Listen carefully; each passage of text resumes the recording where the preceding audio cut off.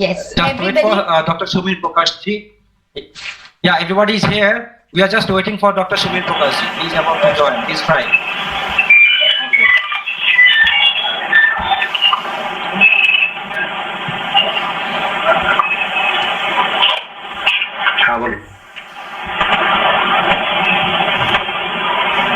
Hello. It's a humble request to all the participants. Please keep your audio in mute mode. Please. কটা থেকে কটা? কটা থেকে কটা?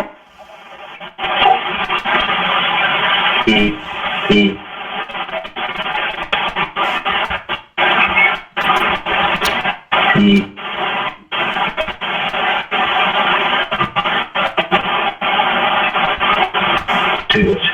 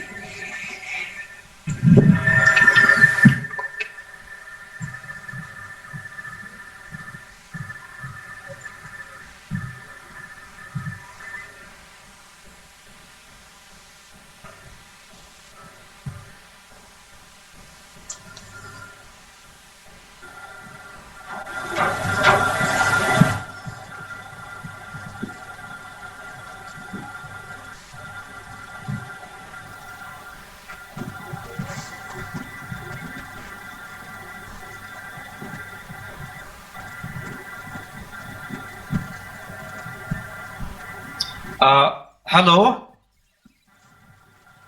Somebody is sharing the screen. Can you please look into that? I request the participant please not to share the screen.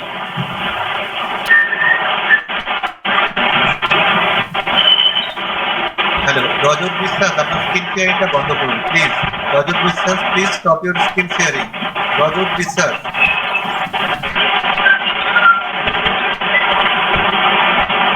Rajiv, you are requested to please stop your screen sharing. Thank you. Hello.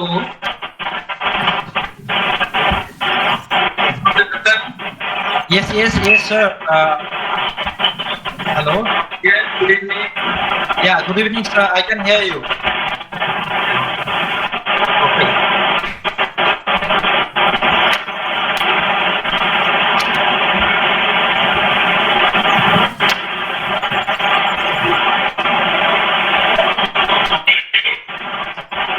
Hello. I again I request all the participants to please mute their audio. A lot of noise is here. Dr. Ratan? Yes, sir, I can hear you.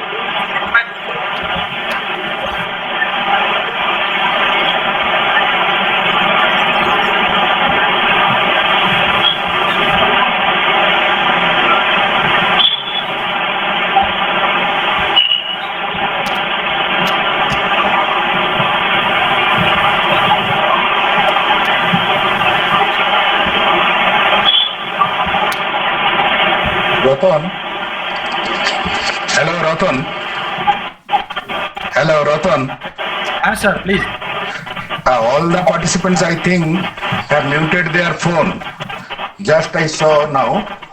So what's the reason behind such noise? Maybe there is, I think it's a noise of air, some fan maybe on I somewhere. think that, So, but such noise was not before.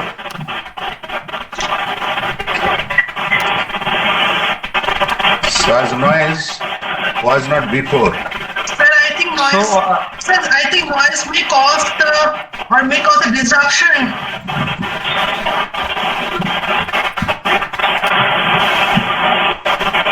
Sir, what is the question to create for creating this kind of noise? Paramita madam, we are looking into the matter. Please give us some time. Okay, sure.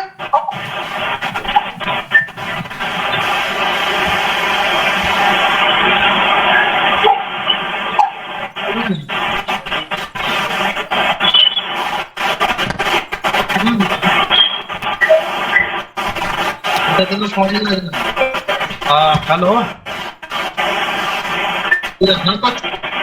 Hello.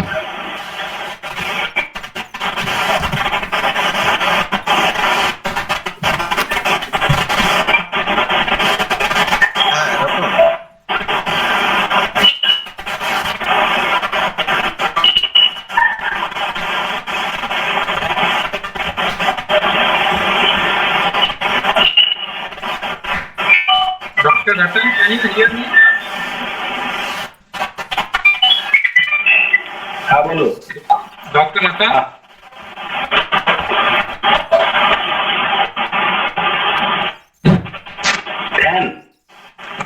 Fan of कर दो.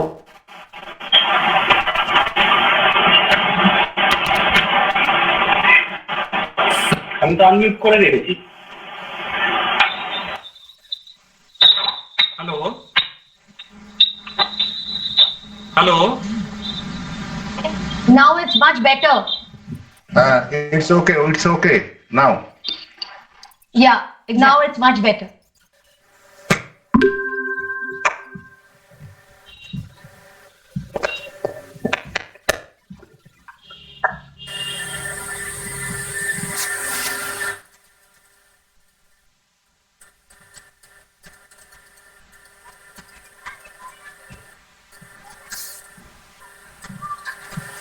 Hello. Hello, Suvendu Hudait. Please. Yes, sir. Please off the video, please.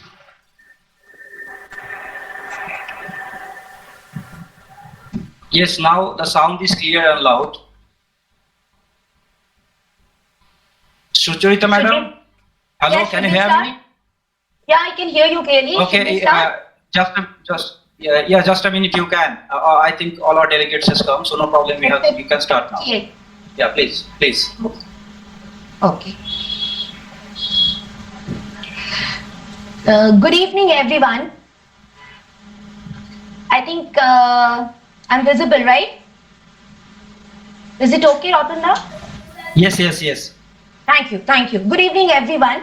A hearty welcome to the international webinar on Discourse on Digital Divide and Online Education. Digital divide, the term coined and publicized by Larry Irving, as he states that digital divide describes a gap in terms of access to and usage of information and communication technology. In this connection, it is very imperative to understand the discourse divide, to the discourse of digital divide.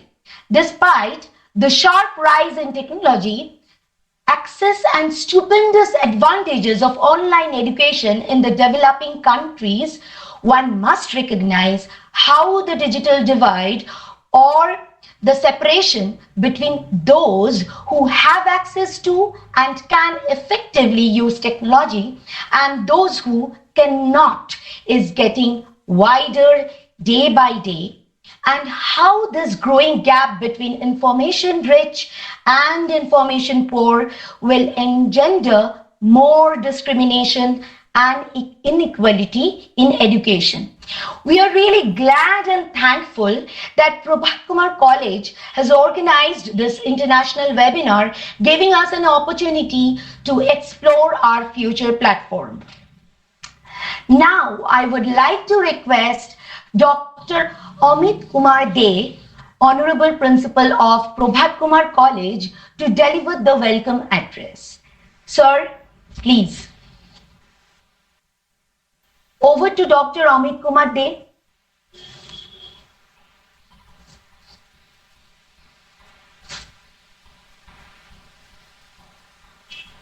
Rotunda, is he with us?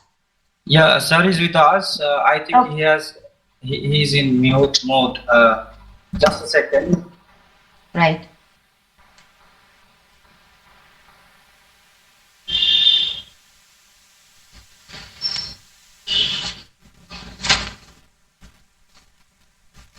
We are just waiting for the welcome address from Dr. Amit Kumar De. Participants, please wait and show your patience. Thank you.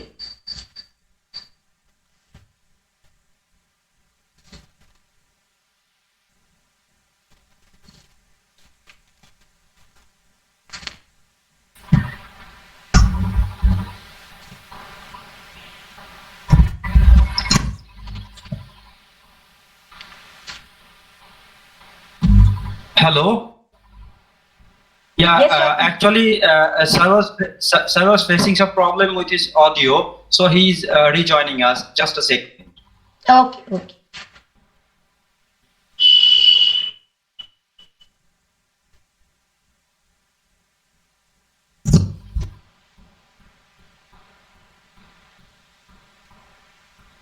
Sir, hello. Can you hear me, sir? Hello.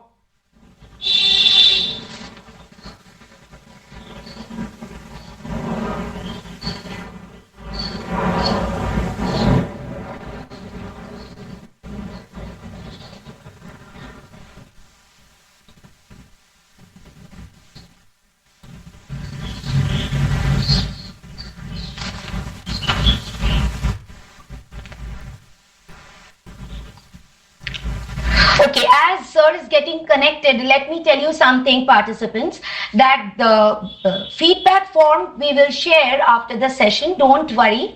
Okay, please don't be in a hurry. We will definitely share the feedback form in the chat box.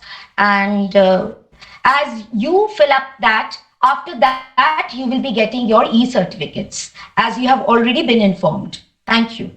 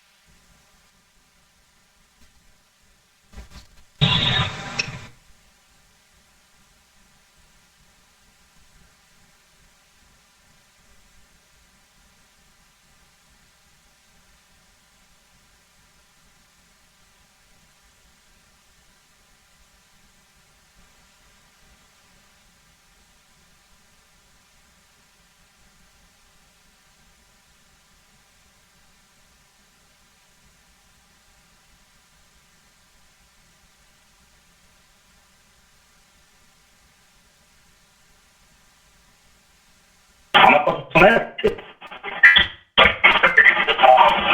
ওই জন্য sound বাড়াবো? Yes, yes, sir, we can hear you. Sound বাড়াবো?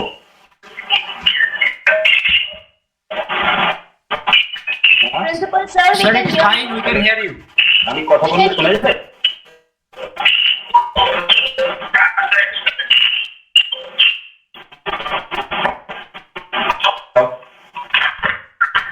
Good evening, everybody. Hello. Am I audible to all of you? Hello. Yes, sir, you are audible, sir. Hello. Good evening, sir. Hello. Yes, sir, you are audible. Hello. Good evening, sir. Please continue, sir. Please continue. Please continue. You are audible to all. On behalf of Privilege CONTAI, I welcome all of you to this evening international webinar on the discourse on digital life and online education. Actually, it was beyond our imagination. Though we have used this media for various types of conversation or communication. Now it became very much essential in this pandemic COVID-19 pandemic situation. And keeping that in our mind will be the state of our education system, whether we have to go for online education, whether we have to develop digital education or not. But as you know, it is very much problematic for all of us.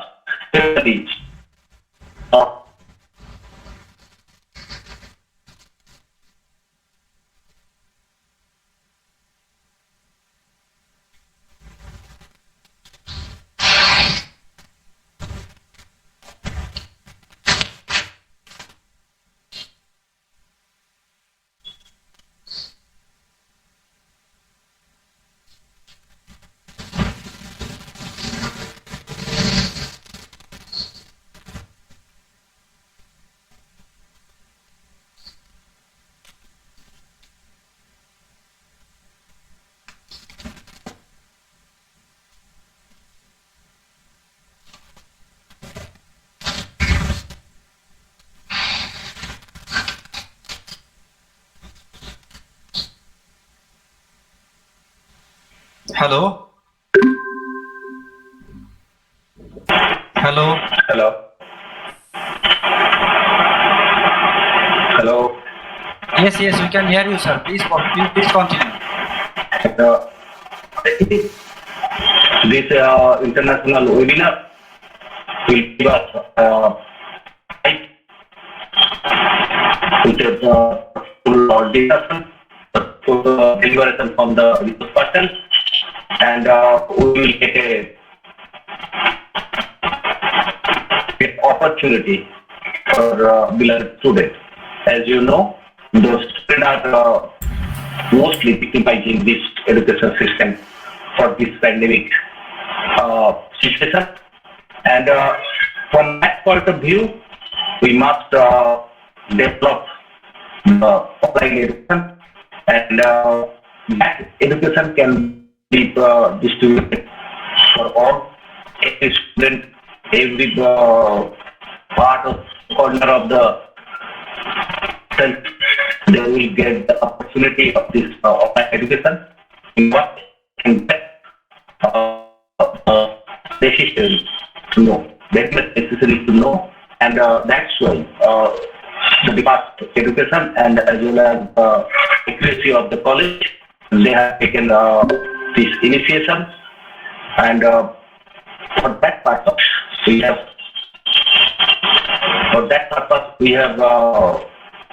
organized this webinar.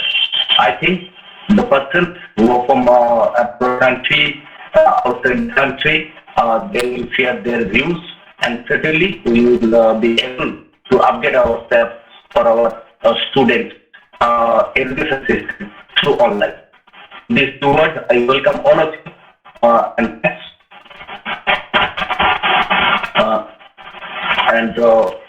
Thanks to all of you. Please start the meeting.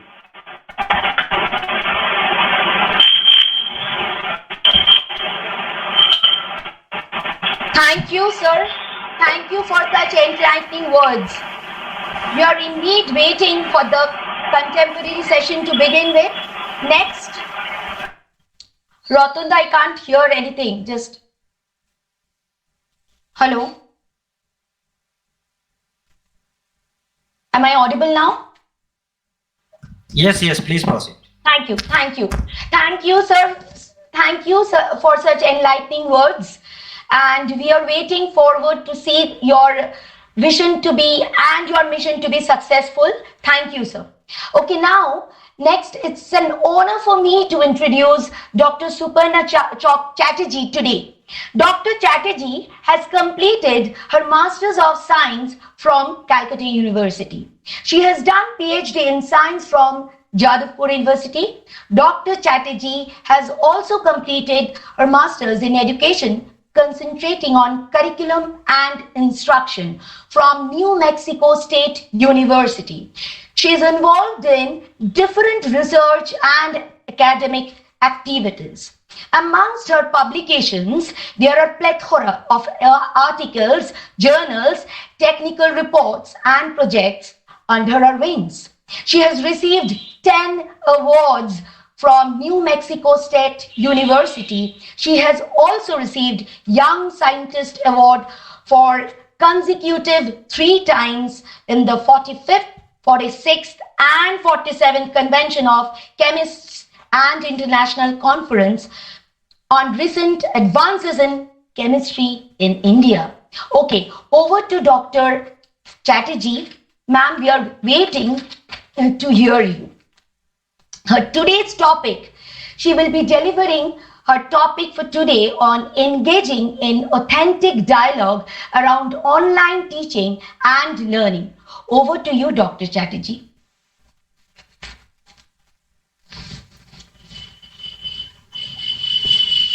Good evening, everyone in India. Good evening. Can you hear me? Yes, ma'am, we can hear you. Welcome. Okay, thank you so much.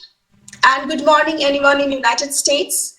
And thank you, Susharita, for the beautiful introduction. Thank you, ma'am. Beautiful introduction about digital divide and also about me. And thanks to everyone for joining this webinar today.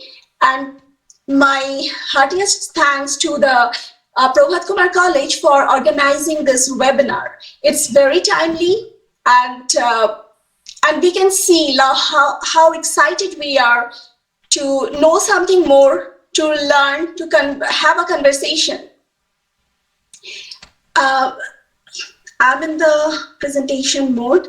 Let me see if I can.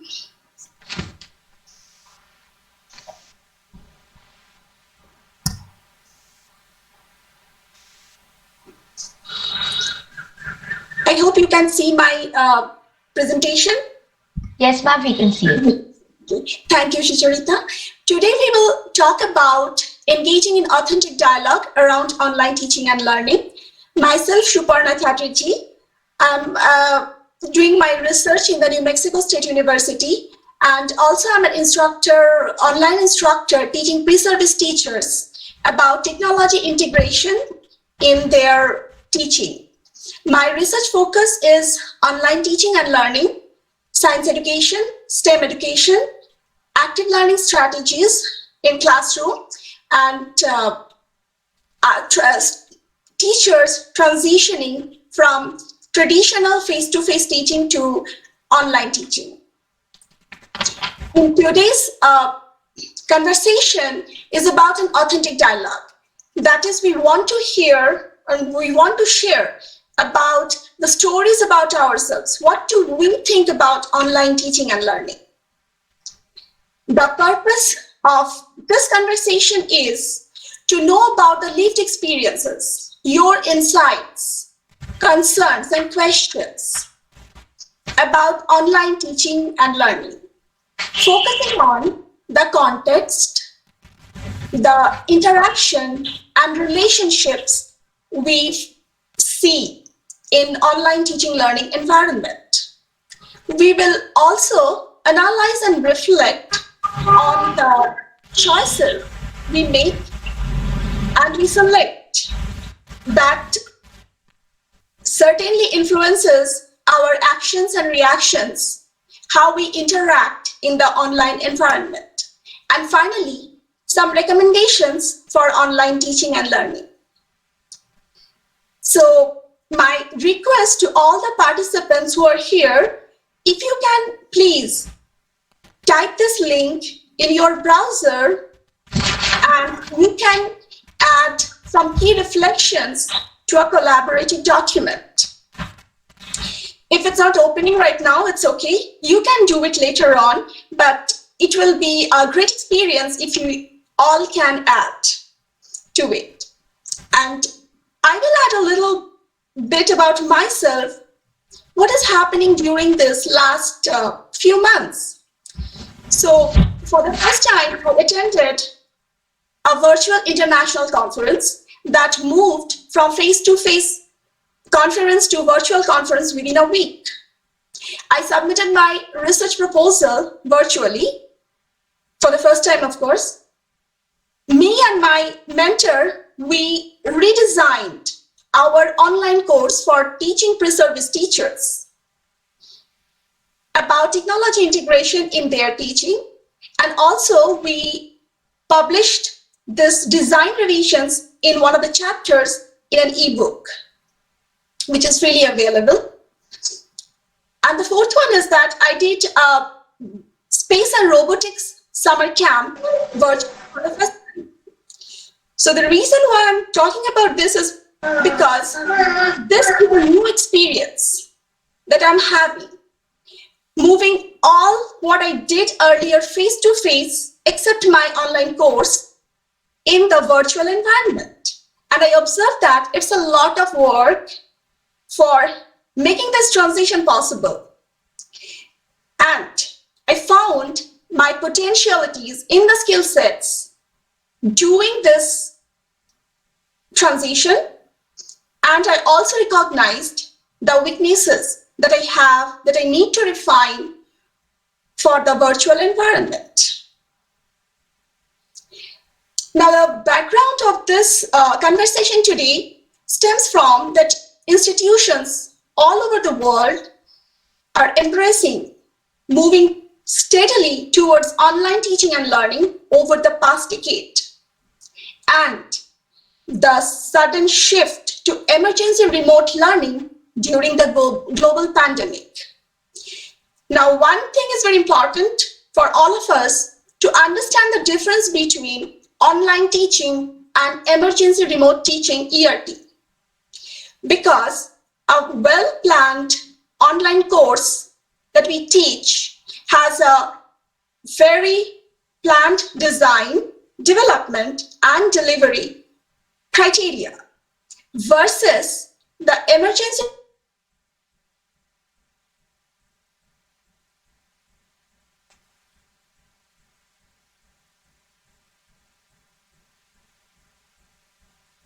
maintaining the online education status. So why do we need to understand the difference between online teaching and emergency remote teaching? It's because when we evaluate emergency remote teaching, we focus on the context, the investments that we are making, and the process, rather than on the final outcome, that is the product.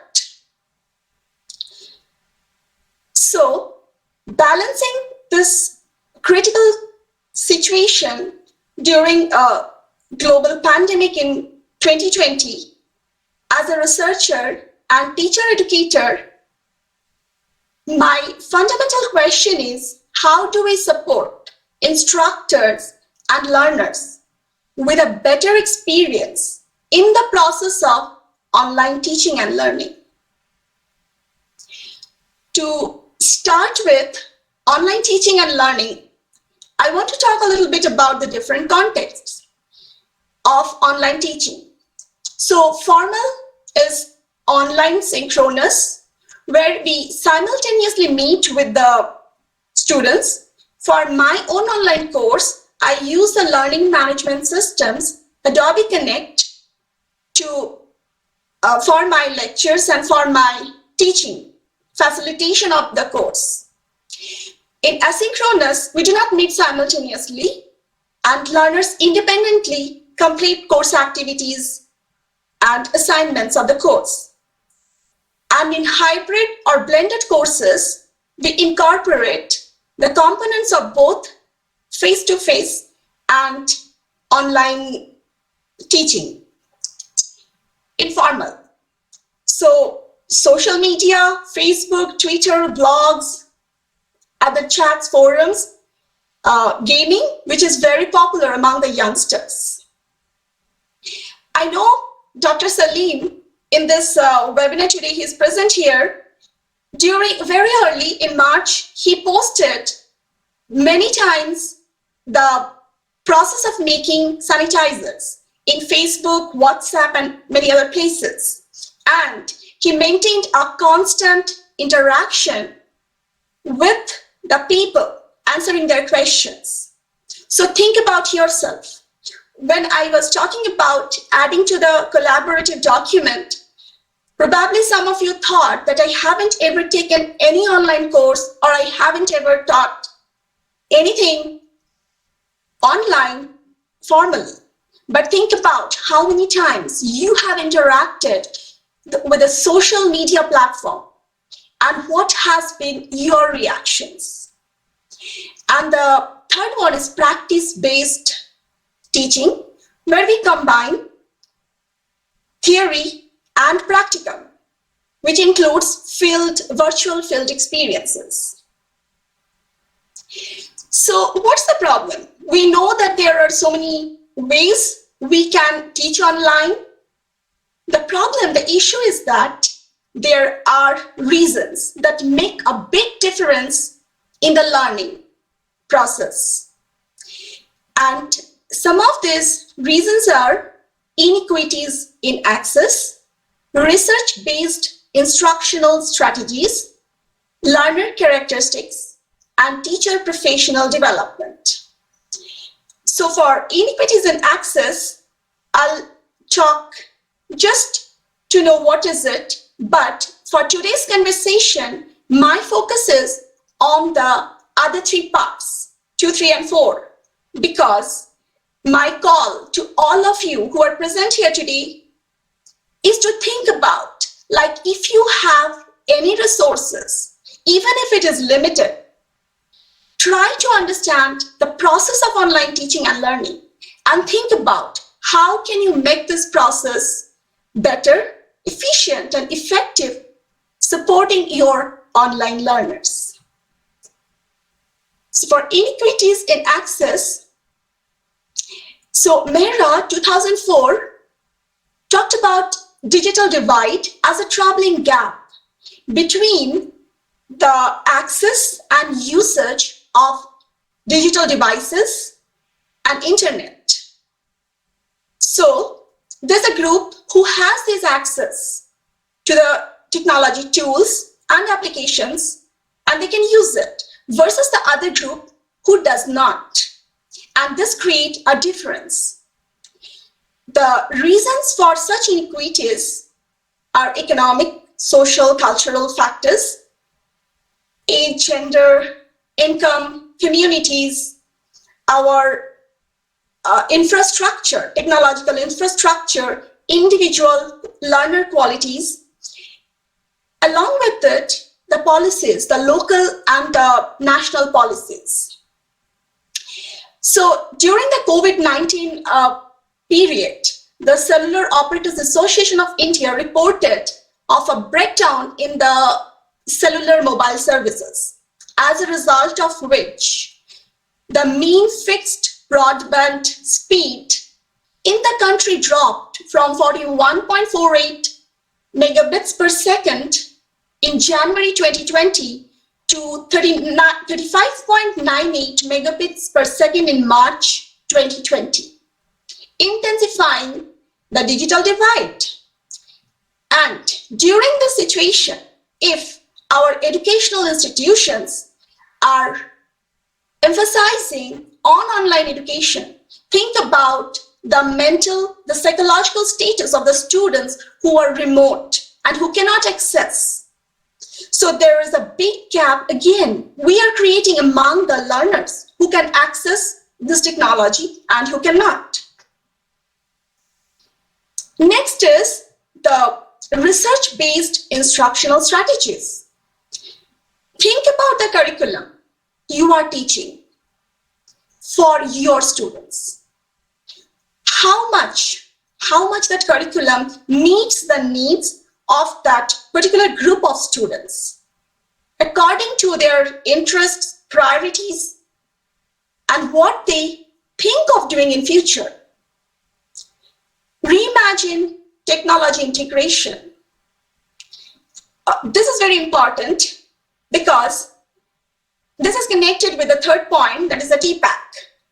So Mishra and Kohler, they framed the TPAC framework, and Mishra pointed out that most of the web technologies and services were not originally made for education. But what educators all around the world are doing, and they are repurposing. They are figuring out how they can use those tools and technologies for teaching their content area in the classroom. Third is identify the interaction. It's a very complex, dynamic interaction happening between the content area that as teachers we are teaching in the classroom, the pedagogy, what strategies we are using for teaching it, and the technology tools that we are using. And the fourth is reviewing of digital learning theories that supports effective online learning. So when I transitioned from my face-to-face teaching to online teaching, I found few things, that it's not merely changing the mode of delivery. I had to make changes all through, starting from my planning, starting from the design of the curriculum, what I want to do, the activities that I want to incorporate in my online course, and delivery, and having students' feedback. So talking a little bit more about online course design, since in the beginning I emphasized that my call to all of you is to think about what technologies you have and think about how can you use it for teaching online courses or for learning, for being a learner in the online environment. So for this, few practices, sometimes they call it best practices, but I do not know if it is best because it depends upon the instructor who is using them. And those practices, they talk about instructor presence. So me being an instructor, I regularly post announcements in my online course because I do not meet them face to face. I make the connection. I always keep the connection.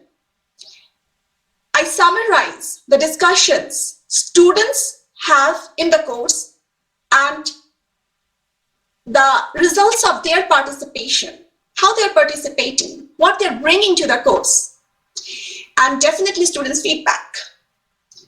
For me, sometimes I ask students to give me feedback on my feedback because there are many times when students do not really understand what I'm asking them.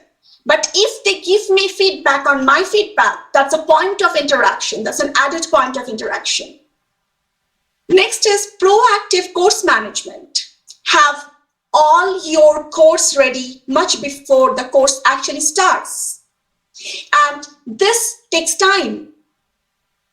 Think before that you are ready to invest a lot of time in your online course. Make adjustments clearly depending on students' needs, priorities, and other criteria of that course when you are actually teaching. communicate expectations and performance standards clearly to the students, so they know as an instructor what I want from them, how I will assess their work. Third is pattern, which is very important to me. When I started online courses as a learner, I was overwhelmed. I felt isolated and I was discomfort. I had the discomfort. But with time, being an instructor, I learned how to get rid, how to reduce this discomfort. So if I follow a pattern, if I have a very well-planned schedule that I already provide my students at the beginning of the course, so they know which week, which time, which day we will be doing what. And modules. So modules are the units, and when modules follow the same patterns, for suppose for each of my module, I have one webinar, one activity, one assignment, one group collaborative project, and one reflection. Madam, yes. Excuse me. Ma'am, actually, just a second. Vivekanand Singh, can you please look into your slide? You are sharing your screen. Hello? Vivekanand Singh? Hello? I request the participants please not to share your screen.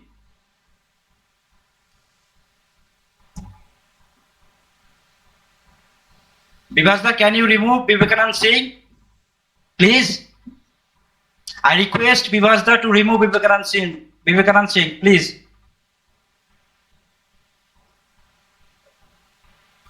Just a second, ma'am, I'll look into the matter.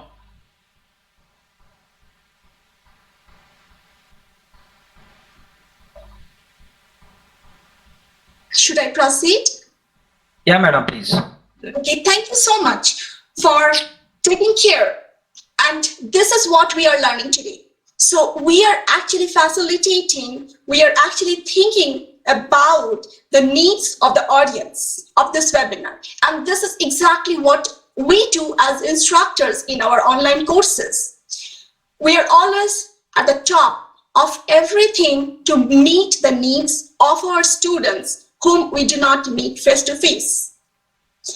So the next is response time. When the students will expect. Excuse me. Your screen has stopped sharing, so we cannot see your next slide. Okay, but I haven't stopped.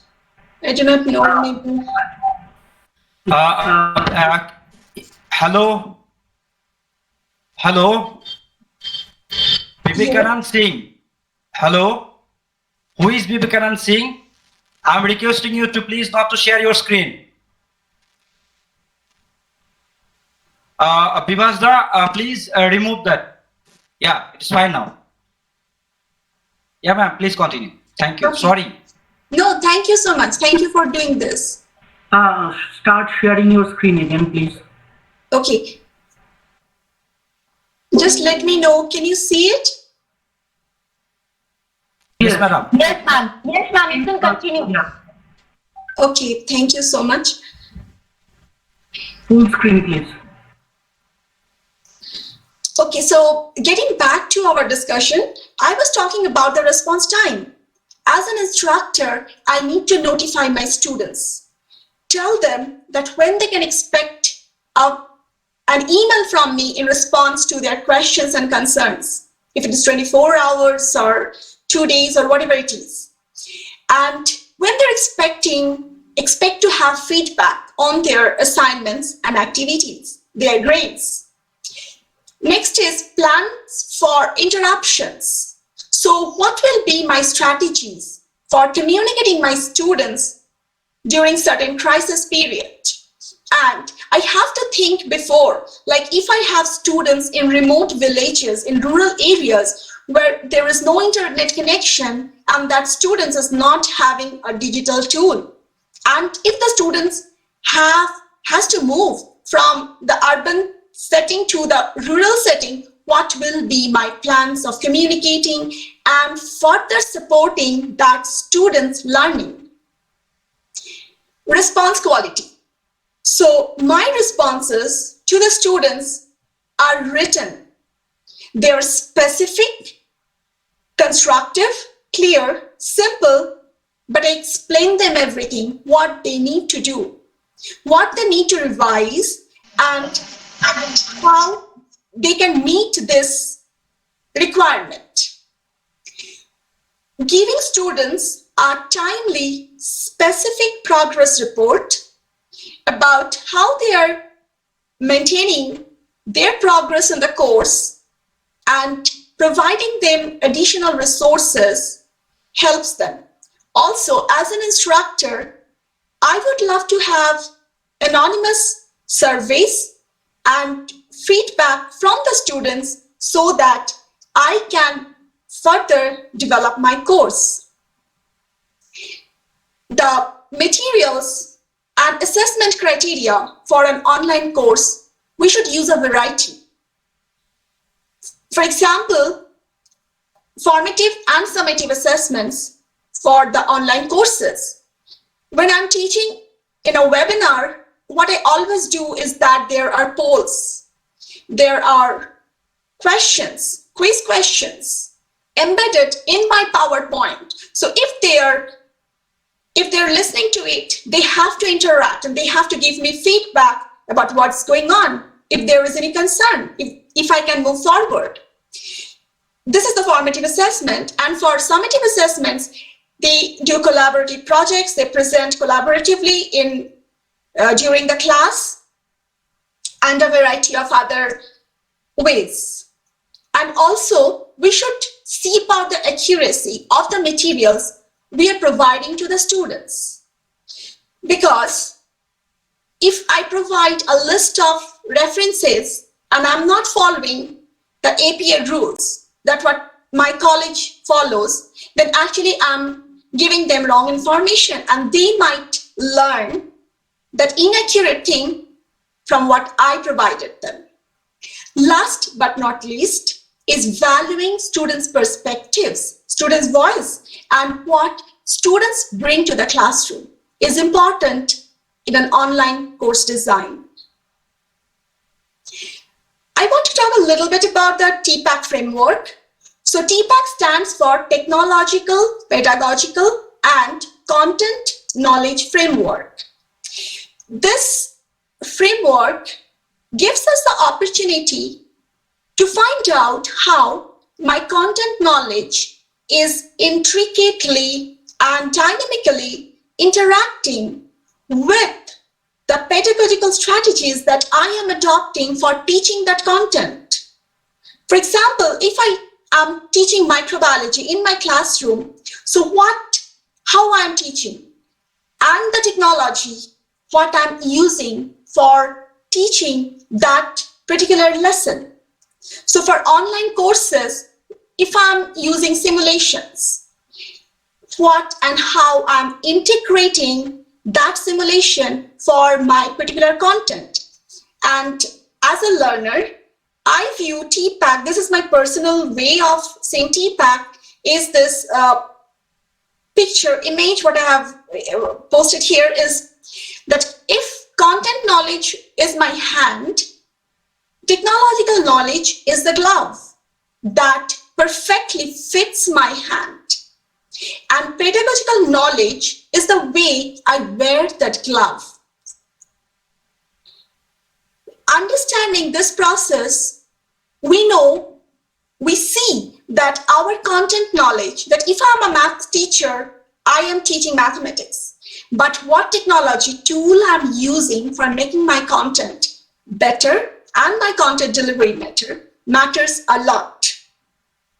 Also, in the framework, you can see that these domains are overlapping. We have the overlap and the inside part, like the most overlapped region is our TPAC.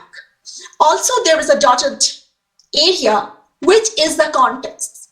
So whenever we talk about any teaching and learning, be it face-to-face, be it online, be it talking about one particular area, we have a context and we need to take into account that context very importantly. Next, the third point which makes a big difference in online teaching and learning are the learner characteristics. So as instructors, I would recommend each one of us to review learner characteristics interacting with the technology versus the technology alone. For example, if I'm looking at the 2019 top tools list, I find that YouTube, Google search, these are the top tools. And if I look at the technology in a separate way, the technology looks perfect to me. But what about a student who is interacting with this technology, whose first language is not English, or who is not familiar with the language of English, but our system provides us to search in English. So we have to think about how this learner is interacting with a particular technology.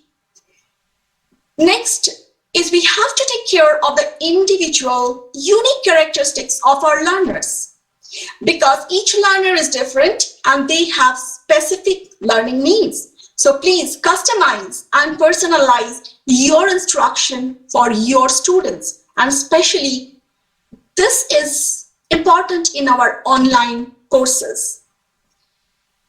The third is utilize the variety the learners bring into my courses, such as learners' prior knowledge, experience, and skill sets. If I have learners from Middle East or African continents, so how can I help my learners or facilitate my course so that my learners can bring their cultural perspectives, their thoughts, their insights that they have learned throughout before in my course, which will actually enrich my course and other learners in the course. For example, there are a few examples like creating a context through stories, games. We develop games and we use that games to engage our learners. Where I work in the STEM outreach, we have a program called Math Snacks, where we develop mathematical games using that app, and we go on testing how efficient that is for that particular group of learners. Sharing new ideas and sharing students' work is very impactful. What my students are actually doing, actually bringing to my course, is a very important criteria, because in that way I'm expanding the boundary for my students' participation and interaction. And the third is connecting students through collaborative projects, thus helping them to build their learning community where they can interact and be productive. For learner characteristics, again, I would highlight two main things. One is interaction. The other is how dynamic this process is once interaction is being established. So when I'm choosing criteria for my learners to interact, I take into account that my learners need to interact with the content with me as an instructor and with other learners in the course. They have the flexibility to choose assignments and activities.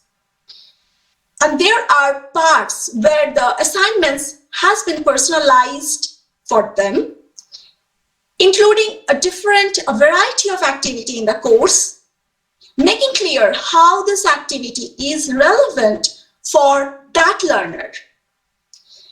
Connecting this learning activity with my learners, so stories that learners bring into my course. And finally, the most important is facilitating a support network. So individual and group workspaces are very important.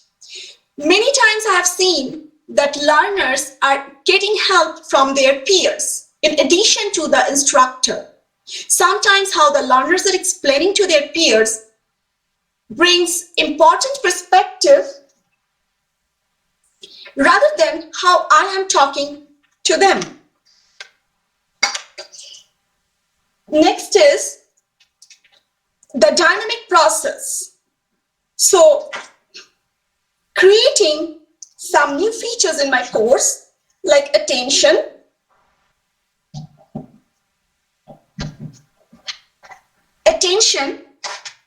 which can be like a hook. If I'm teaching about DNA fingerprinting, and if I start my class with a crime scene, real story, real event, and then I'm talking about how to do fingerprinting, students are actually hooked to learn more about this process and then to find out what happened to that event. Understanding, caring about values, elaborating on what students already know and connecting them with their new learning in the course. Repetition, giving students opportunities to actually interact and practice. And having a diversity in the course, giving them many different kinds of cases, examples. Now, when learners interact with the content, the subject and the technology, the instructor and other learners, it's like a chain reaction. If you start the process, it will go on, and the final product is very beneficial. I remember in my online course, I had a student in the pre-service teacher education course with majoring in special education. She was doing her special research project under my guidance.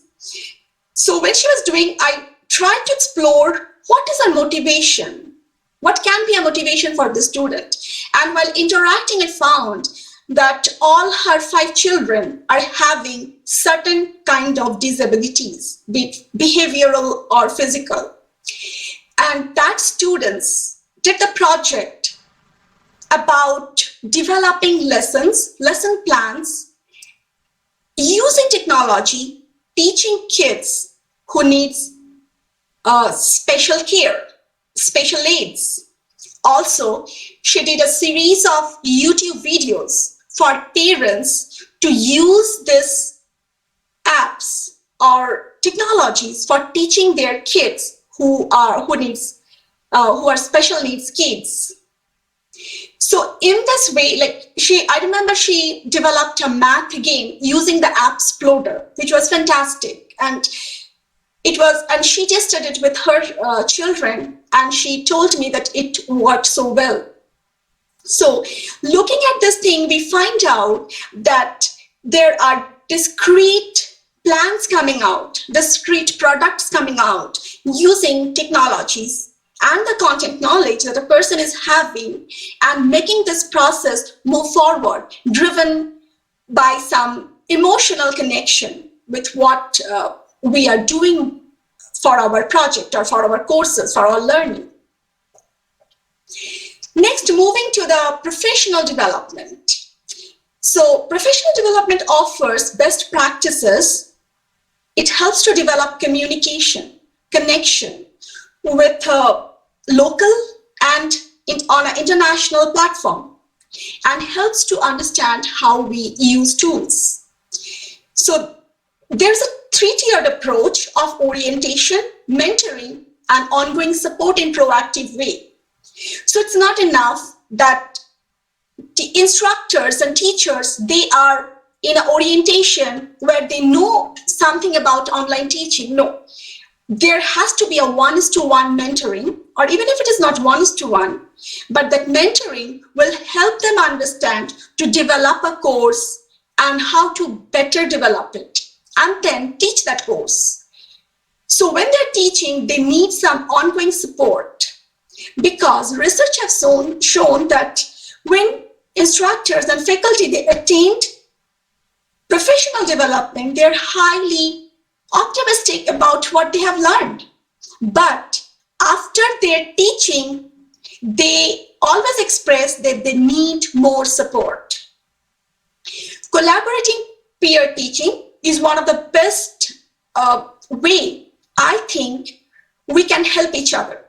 That is, when instructors from a rural institution is going to a big institution in a big city, nationally or internationally, for getting a training, and then coming back and teaching his colleagues, his community about technology tools use and repurposing how we can use it for our educational and our personal purposes, it works amazing. Hands-on trainings for instructors and then follow-up. So these practices help to improve instructors' confidence and comfort for using technology in their online courses. Workshops to train, build courses, teach, evaluate, and redesign is a very effective way how we can improve our practice of online teaching and learning. I want to talk a little bit about the digital literacy spectrum.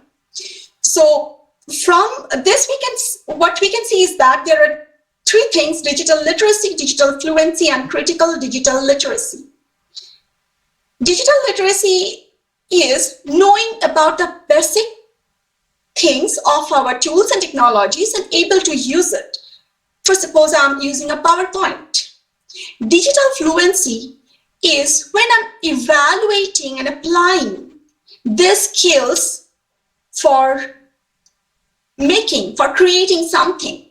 So I have used the tool PowerPoint, but actually I have used my own research for presenting and interpreting and connecting with the audience today. So, and then moving towards critical digital literacy is about problem solving, where we work with big data projects and like the collaborative research projects, and we come up with right now I'm working on a project as a big data about using subreddits for the top 20 universities in United States to find out Zoom reactions from the learners and the instructors' perspective. So the digital literacy spectrum is a continuum.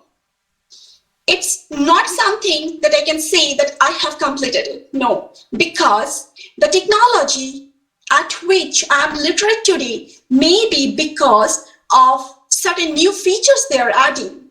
Because of the upgrade, I have to totally learn it from the beginning. So being an individual, we have to consider that we can be at different points of this literacy spectrum. Maybe in one tool, I am critically literate, but on the other, I'm not even literate. This literacy spectrum acknowledges two aspects. One is the critical digital tools that we want to incorporate and use to make our teaching learning process effective and efficient.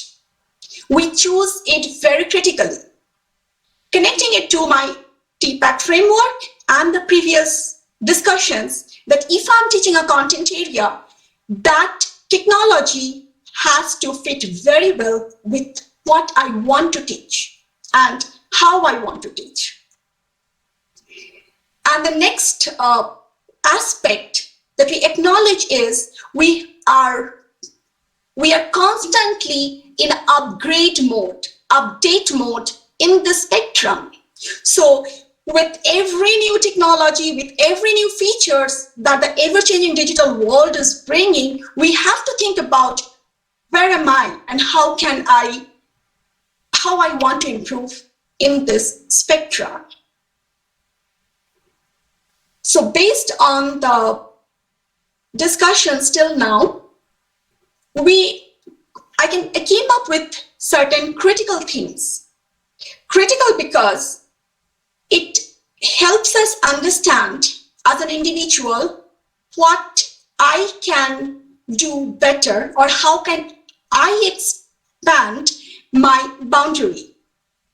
So for instructors, position yourself in the digital literacy spectrum and try to review what you know, what you have already learned, what you need to upgrade, how you will do it. Try to connect to the resources. Maybe in one institution, educational institution, you know something and your colleague knows something better. So talk about, have an exchange, discussion. For learners, teacher presence. So as an instructor, how much I'm communicating. If I have students in remote places, what I am doing for them in the crisis period when there is no internet or no digital tool they have access to that they can participate in the course anymore. So creating that flexibility, creating that understanding, and creating alternative ways for them to participate is very important. Communicating regularly is one of the basic features. Interactions. Establish the interaction at the content, at the instructor, and the learner levels. And build the relationship. So the key overarching principles that we come up with is developing the personal learning network or the PLN through Twitter, Facebook, media, websites, blogs, even if you are not part of the formal online teaching and learning process. Relationship and communication between learner and instructor is very critical in enhancing and establishing that communication that the learner will interact with the digital tools.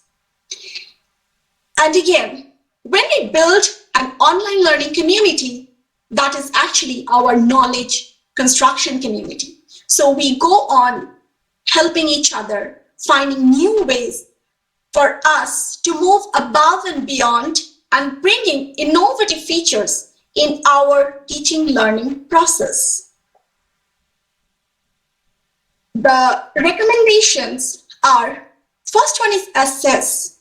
This identify issues at the individual level, at the societal and cultural, economic, at all levels. So at the individual level, I need to understand my students, my learners, who are having unique characteristics. And every learner is unique. Every learner has some unique perspectives, thoughts, insights, interests. So I have to understand the learner first.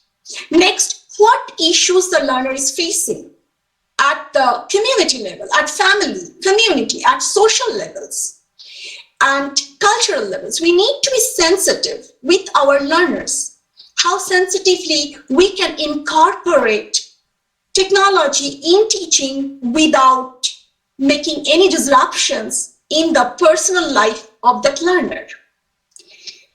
Planning accordingly, recognizing the issues, that is, understanding the needs, priorities, interests, assets the learner having, opportunities and resources available to the learners, and implementation at different level, that is individual level.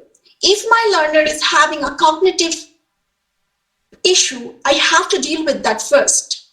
Then at the family level, because during COVID-19 crisis, what we have seen is that when all the learning has been moved from institutions to home, it's the parents more who are connecting the learner with the learning process rather than the teacher. So if my learner's family or parents or anyone in the household who is not able to support the learner, I have to create that community, that framework at the community level. So for remote places where maybe in the whole village they just have one computer and just access to that one point where they can have access to the internet. So how can we think about making some hybrid connections like face-to-face and distance, like when they are doing it independently, and definitely at the institutional level, because our instructors, teachers, administrators, they actually need to connect the whole process, making it functional for the learners and the instructors. So to conclude, as educators, it is our responsibility to create spaces for online teachers and learners by engaging in authentic dialogue. That is, conversations which brings your stories, which you talk about your challenges, you talk about the process which is meaningful to you, what you want to do, what you are looking forward,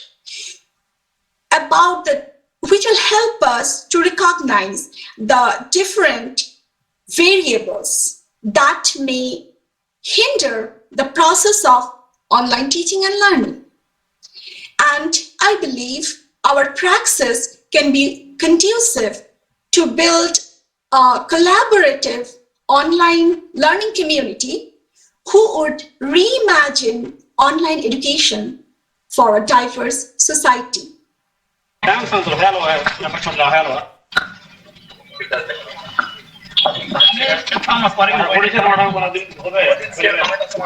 Hello. Thank you so much. I request the participant, please mute yourself. Hello.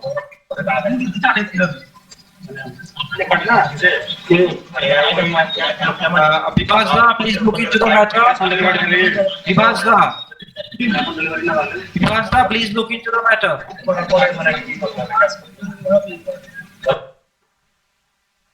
So thank you so much for your patience, and I'd be very happy to answer any questions you have.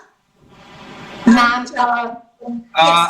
Excuse me, ma'am. Actually, we have certain questions, and I have noted it down, and it is with me. So we have another lecture by Dr. Sumin Prakash, and after that, definitely we'll address all the questions, ma'am. So, Thank you so much. These are the references, and I'll stop my screen sharing. over to Suchorita, ma'am. yes, thank you, Dr. Chatterjee. I would like to thank you so much for such brilliant ideas that you have shared today. You know, that was such an enriching session for all the educators and teachers out here. And what not you focused on, from offline to online transition, how to redesign or modify the teaching strategies, how to use the material management, unit designing. It should be learner based and on instruction as well as assessment. All this we need. And being myself as a teacher also, I got so much benefited from today's session. Thank you, ma'am. Thanks a lot. Please wait for the questionnaire session. We will start after our next speaker's speech. Thank you, ma'am. Please be with us. Thank you. Okay. Now, it's a pleasure. Yes. It's a pleasure to introduce our next speaker for today, Dr. Sumin Prakash. He is an assistant professor of education, Department of Education, Rajiv Gandhi Central University, Arunachal Pradesh. His area of specialization includes special education, teaching of science, environmental education, educational technology. He has done PhD from Banaras Hindu University and has also completed B.Ed and M.Ed in special education from Banaras Hindu University. He has received a gold medal and merit award for securing first position in M.Ed. He has also been awarded Junior Research Fellowship from Nehru Memorial Fund, New Delhi. He has a long list of established record of publications.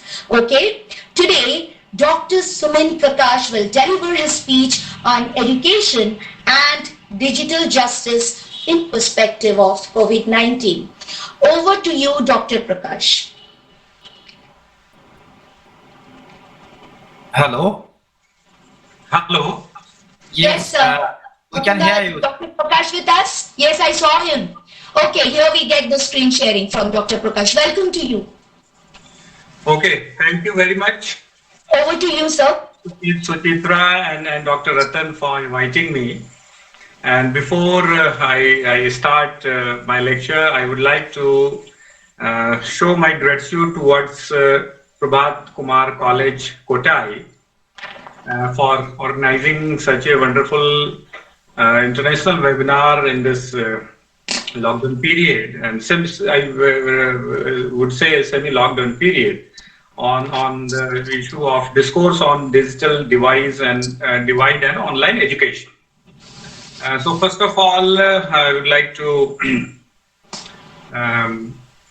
address Dr. Amit Kumar De, Principal of the College, Dr. Atul Sarkar, the convener of this program, Mr. Parimal Borak, again co-convener of this program, Dr. Pradipta Panchadhyay, Secretary of the College, and respected participants. I have been given this opportunity to talk or share my ideas with you on the issue and the topic education and the digital justice and COVID-19 perspective or COVID-19 scenario. So no need to say that we are what scenario or the situation we all are experiencing, and the whole of the country has been under lockdown with all the educational institutions at all levels shut down with effect from March, I think, 25, and there is no hope of their reopening before August 15. Again, that is speculative, and this has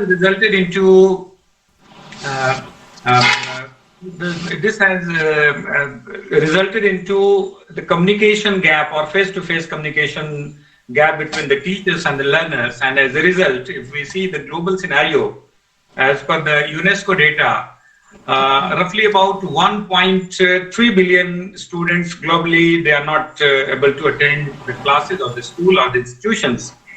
And in India, if we say, then roughly about 25 crores learners are not in a position to attend to their institutions as they were doing before this lockdown and this pandemic scenario. And as a response to this unprecedented situation, we are being regulated by the agencies like UGC, NCRTs, and all we are experiencing is we are being pushed for either online education or for open online book examination and like this. If I say, in my view, if I say this whole set of affairs, then to me it seems that the very notion of learning and education has been ill-conceived, and the online education is being considered as a synonymous or alternative or substitute to education in the land. And though this online education is not a new phenomenon, as we all know, but nowadays what is happening, earlier before this pandemic and lockdown, we have accepted this as a supplementary to the existing education and the learning. But nowadays we are experiencing that people are favoring it to be as alternative or substitute to the traditional, whether I would say, the learning and the education. And that's why online meeting and video conferencing apps or the platforms like Zoom, Cisco WebEx, Google Meet, GoToMeeting, Jitsi, and this is the list is endless. There are so many thousands of such software on platforms are there. So these are now equated with the classroom interactions. These are being used and now equated with the classroom interactions, and use of these applications experienced a boom. And that's why nowadays the Zoom has become a buzzword at this time. Now the question comes. Since we all know, as a learner of education, as a teacher of education, we all know that education is not so what I discussed. Education is a multi-dimensional process which deals with different and which we deal with different perspectives. We deal it with psychological perspective, we deal it with philosophical perspective, we deal it with social, economical, technological perspectives, and a combination of all. And if we look at education, learning, and classroom from the teacher's point of view, then we realize that these are not mere mechanical terminologies. Again, I am repeating, three terminologies I am referring over here is education, learning, and the classroom. So if we refer to these terminologies, three terminologies, then we realize that these are not mechanical, rather these are holistic processes which not only require communication to be established between the teachers and the learners, but face-to-face, and that too independent interaction, cooperation, collaboration, sharing, caring, and face-to-face conversation between the teachers and learners, among the learners themselves, and that too all the things in physical space involving physical activities. This is all I can say. I can summarize what the notion of education we have learned so far. And now we are experiencing that education and learning, and that's why education and learning require a psychological bonding between the teacher and the students, and that too in a formal setup. But as I mentioned, that this push for online education in this scenario, and this push prima facie seems to bridge the communication gap that I just referred to, that I mentioned. This seems to bridge the communication gap between the teachers and the learners from the time being, or we can say just in this contemporary world. However, the student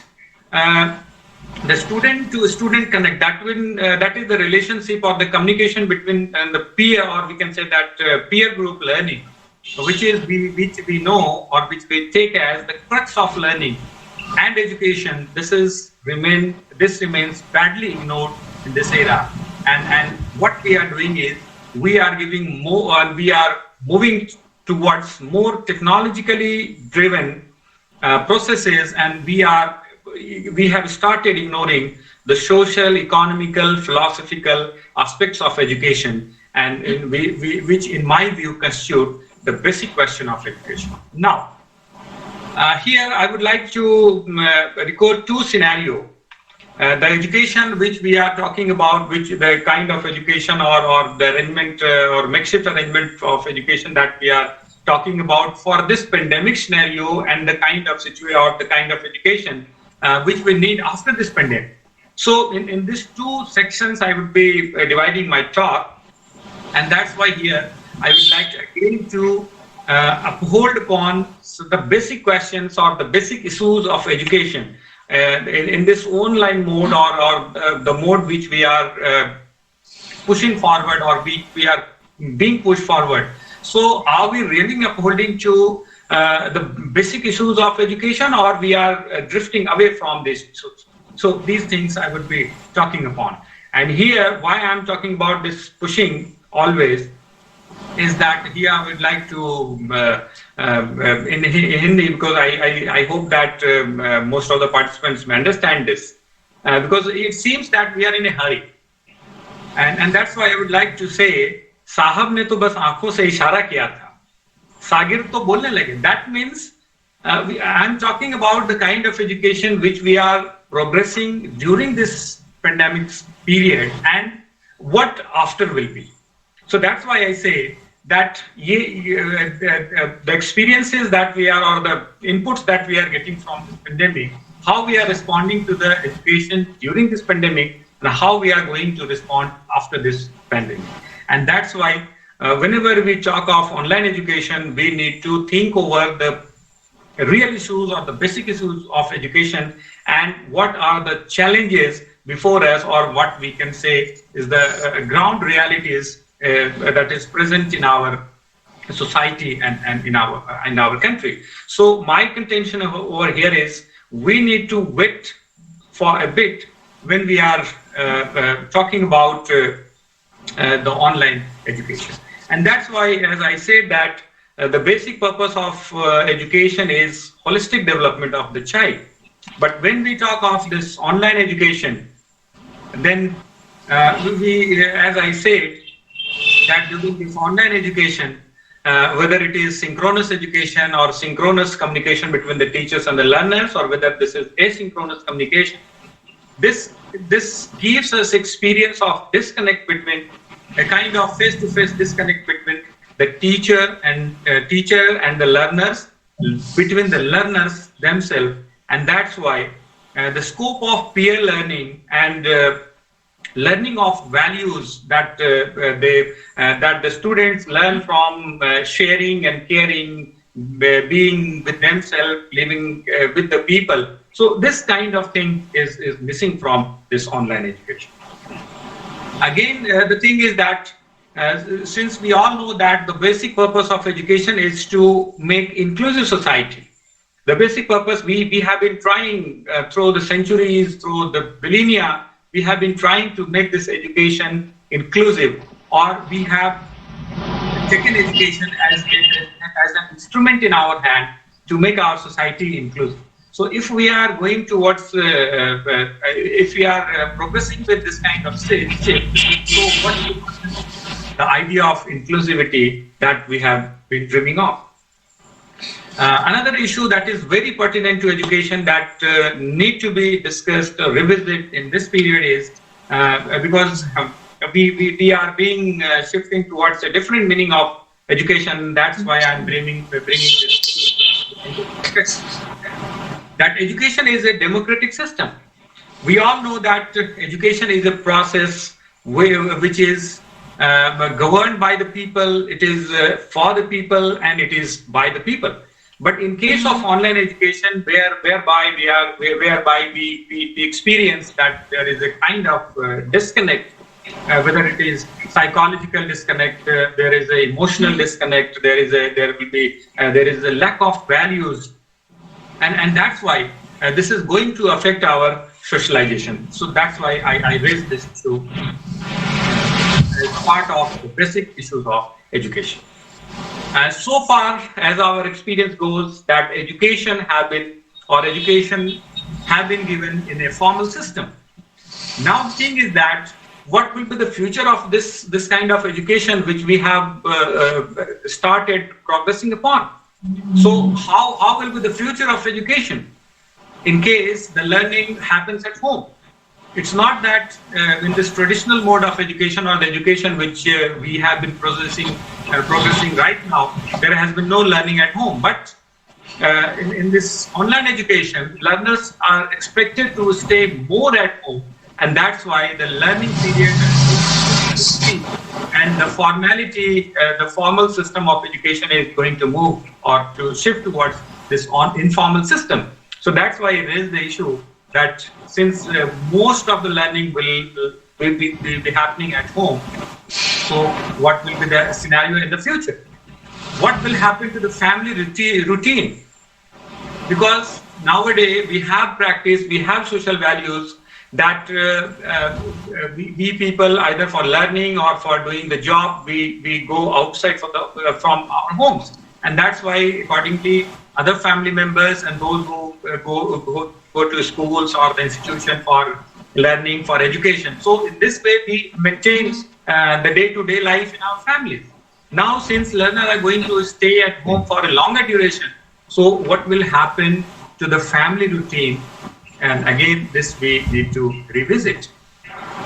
Another issue that I would like to raise over here is readiness for going to educational institution. We all know that everyone, since we take education as a formal system, so before that we get ready, we have timetable, we flex our routine, or we shape all of our affair around this education and this timetable.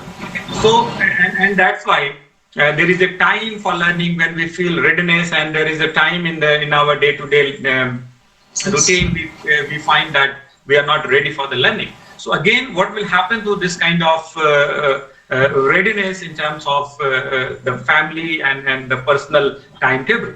Another issue that is important to discuss over here is, specifically if I take the note of a reference of the school education.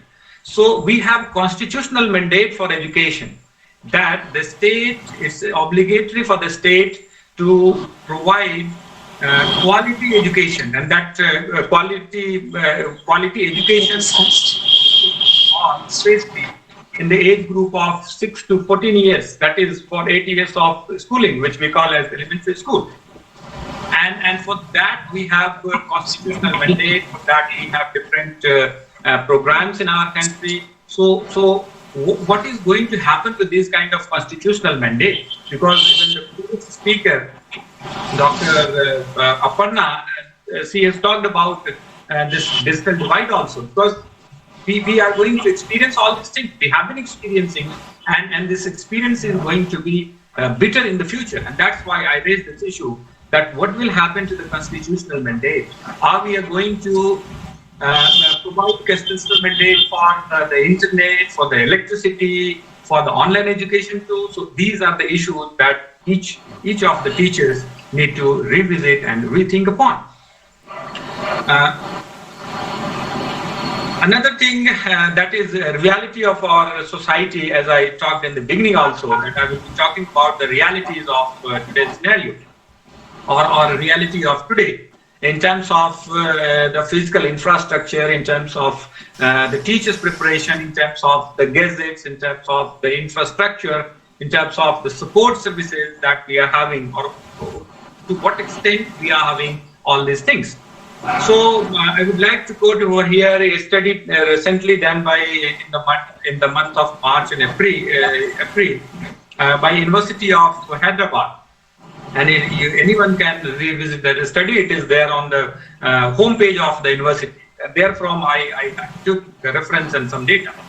So that study said that only 60% of the students of University of Hyderabad, which is an autonomous university in our country, and which has been ranked under 10 very recently. Last week only this NIRF ranking came, and one of the eminent institutions of our country. So if that is the condition of institution like University of Hyderabad, so the studies reveals that only 50% of the students have laptop with them, and those who have laptop, only 45% of them at that too could at best access in the internet, have access to the internet, and out of these only 18% of these have access of internet, that too is infrequently. That means there is a fluctuation in the internet. So this is the reality. I have taken it from the recent study. So this you can draw a picture of your state. You can draw a picture of the states of the country, because we know that how different states perform in terms of poverty, in terms of migrant laborers, in terms of schooling, and all these things. Data are available in the public domain, so anyone can check the reality, have a reality check, and know the reality. Again, here I would like to quote upon a data that is very recent data. It's a survey of Internet and Mobile Association of India, and the Nielsen survey, and this is very recent of May 2020. And this data, this survey talk about that 71 million children in the age group of 5 to 11 years have access to internet on devices of their family members. That is to happen. And out of these, only 14% of the total active users in the country. So this is that 14% of the total active users in the country. And as a total, India has total 504 million, that is active internet users who logged once into the web in a month. Okay, so this picture shows that those who have got internet connectivity, most of the people, those who have access to internet, they have access it on their mobile phone. And we all know that when it comes to online learning, when it comes to learning, then mobile phone is not a preferred device. We all know that laptop is a preferred device because from our own experiences, we know that how much difficult it is to organize data in our mobile phones. Because mobile phones basically are not meant for online learning. Mobile phones basically we use for connecting to the people, talking to the people. So, but in case of this, we have to be part of this learning system as a teacher, as a learner. So most of the people are experiencing difficulty with this gadget. Hello. Dr. Sarkar? Hello. Hello.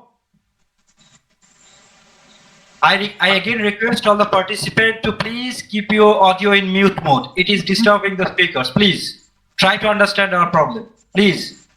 Yes, sir. Continue, please. Yeah. Okay. Thank you very much. So I was referring to the access to the internet, and as I talked that we have, or most of the people in our country, if even they have access to the internet, they have access through their mobile phones and not with the laptops or other desktops.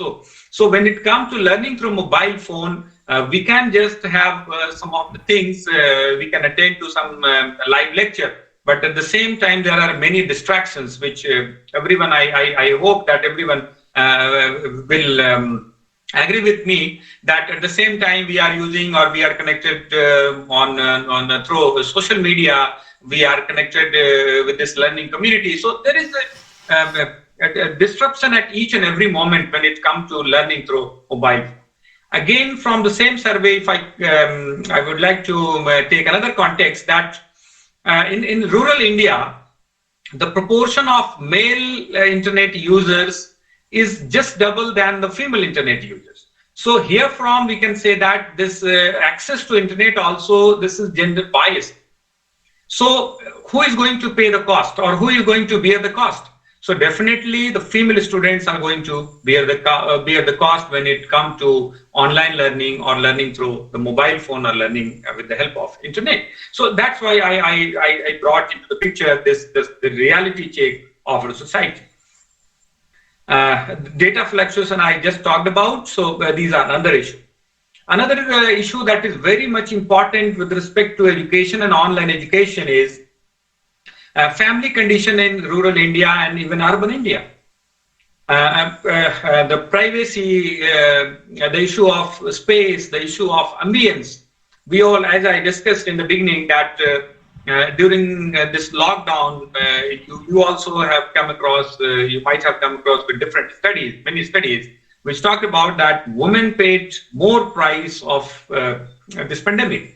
Because if all the family members are there in around the clock in the family or in their homes, so for preparation of different dishes, for making tea, for making other food thing or other food items. Okay, so women are shouldering more responsibility. So that's why I talked about that the family condition. When we talk about this online education, suppose this is synchronous mode of teaching. If I live in a rural community and if the amenity is available in my home, if it is not good, so I may not even prefer to come on the screen or come on the camera, because I know that the ambience in my home is not supportive. Even if you take the case of cities, they are also, we know that in cities buying a 2-bedroom apartment or 3-bedroom apartment is not a cup of tea. It's a luxury. Space is a luxury in our country, especially when it comes to the urban societies. So in that way, in that place, in a 2-room apartment, bedroom apartment or 3-bedroom apartment, if more than one learner is there, so for privacy for their learning. So again, all these things we need to revisit when we talk of this online education. Another thing, since I have to talk upon this digital divide also. So socioeconomic inequalities, which I just signaled about, and all of us all of you will agree to me, with me, that many of the families in our country, I just refer to a data also, that many of the people in our country, they don't have even access to mobile phones and internet. This is the basic amenities for any kind of online learning, whether it is asynchronous learning, whether it is synchronous learning. So that's why we definitely, all of you will agree that people or the students or the learners coming from low socioeconomic strata, definitely they are going to not only suffer, but they may be kicked out from the system of education.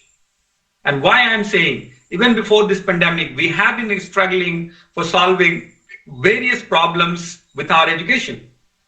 And now this data divide or this disconnect which we all are experiencing, this has engraved the problem that we all as different stakeholders of education have been experiencing. So that's why I'm referring to this socioeconomic inequalities, which is again a picture of our society.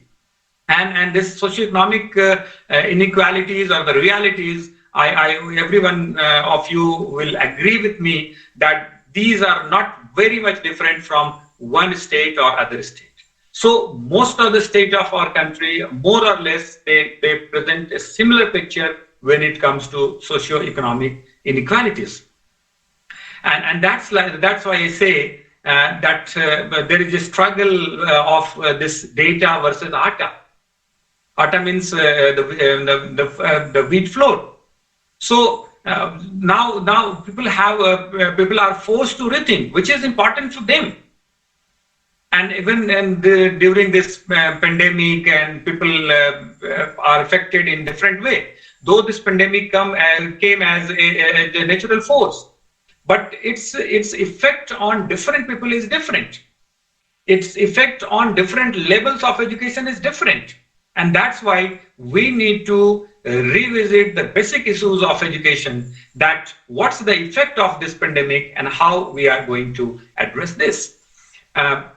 Very recently, just 1 month ago or 1.5 months ago, we all have seen through the eyes of the media that many crores of people migrated from one place to another.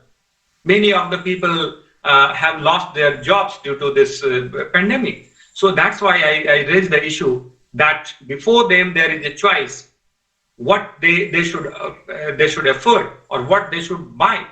Whether they should buy data first or whether they should buy atta first.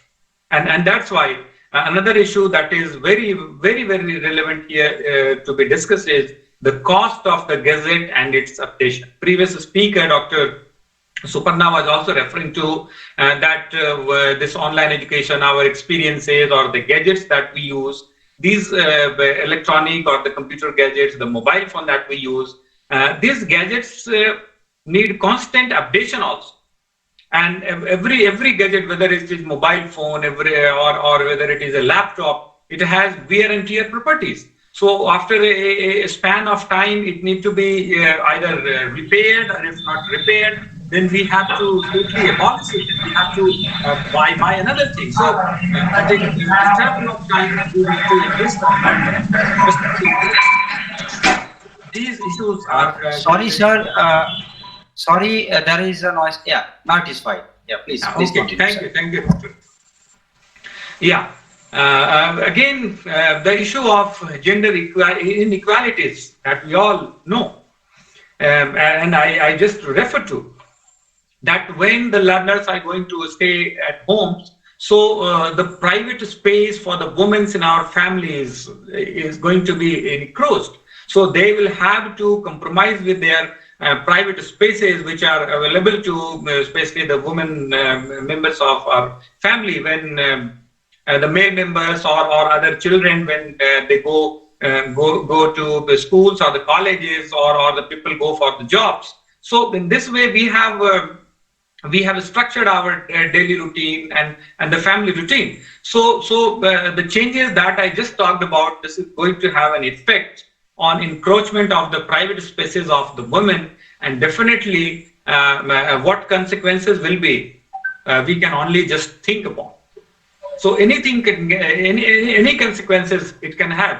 It can have consequences upon their mental health. It can have consequences upon their communication, their behavior, their aggression, or so many other things we can just think of at this time. Again, that is very important, as I said in the beginning, that the kind of education which we are talking about, or the response or the changes in education that we are talking about, whether this is a makeshift arrangement during this pandemic, or it is going to be it is going to be practical, or it is going to be some permanent change in our education.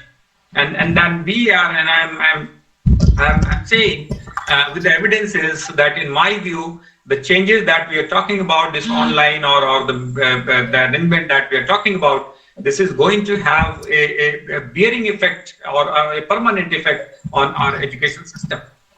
And that's why we have to, when it comes to online education, we need to revisit these things. What is the purpose of education?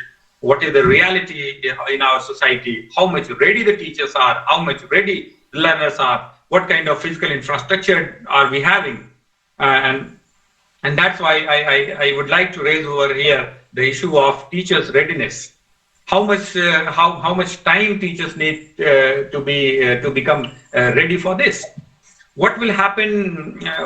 What will happen to the deep learning strategies? What will happen to HOTS, higher order thinking skills, in our conventional education or the education or education what we have received so far? We know that, especially if I talk about the higher education, we know that the purpose of higher education is not just to make learners aware of the things, or just give them informations, or just give them applications.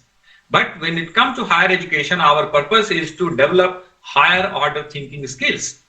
So the purpose of higher education is to groom them into an individual who will be capable of solving the problems they are expected to see at, or they are expected to see at their workplaces or the places of you can say, or in the societies. So that's why learning is not only limited to the syllabus. Learning is not only related to the classroom activities. Learning is not at all related with the grades, with the degrees, with the examinations.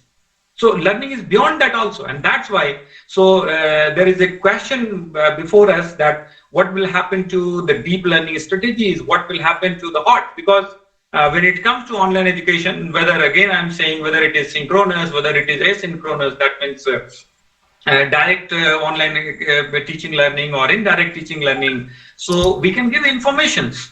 We can give plethora of information. We can give different kind of links, videos, everything.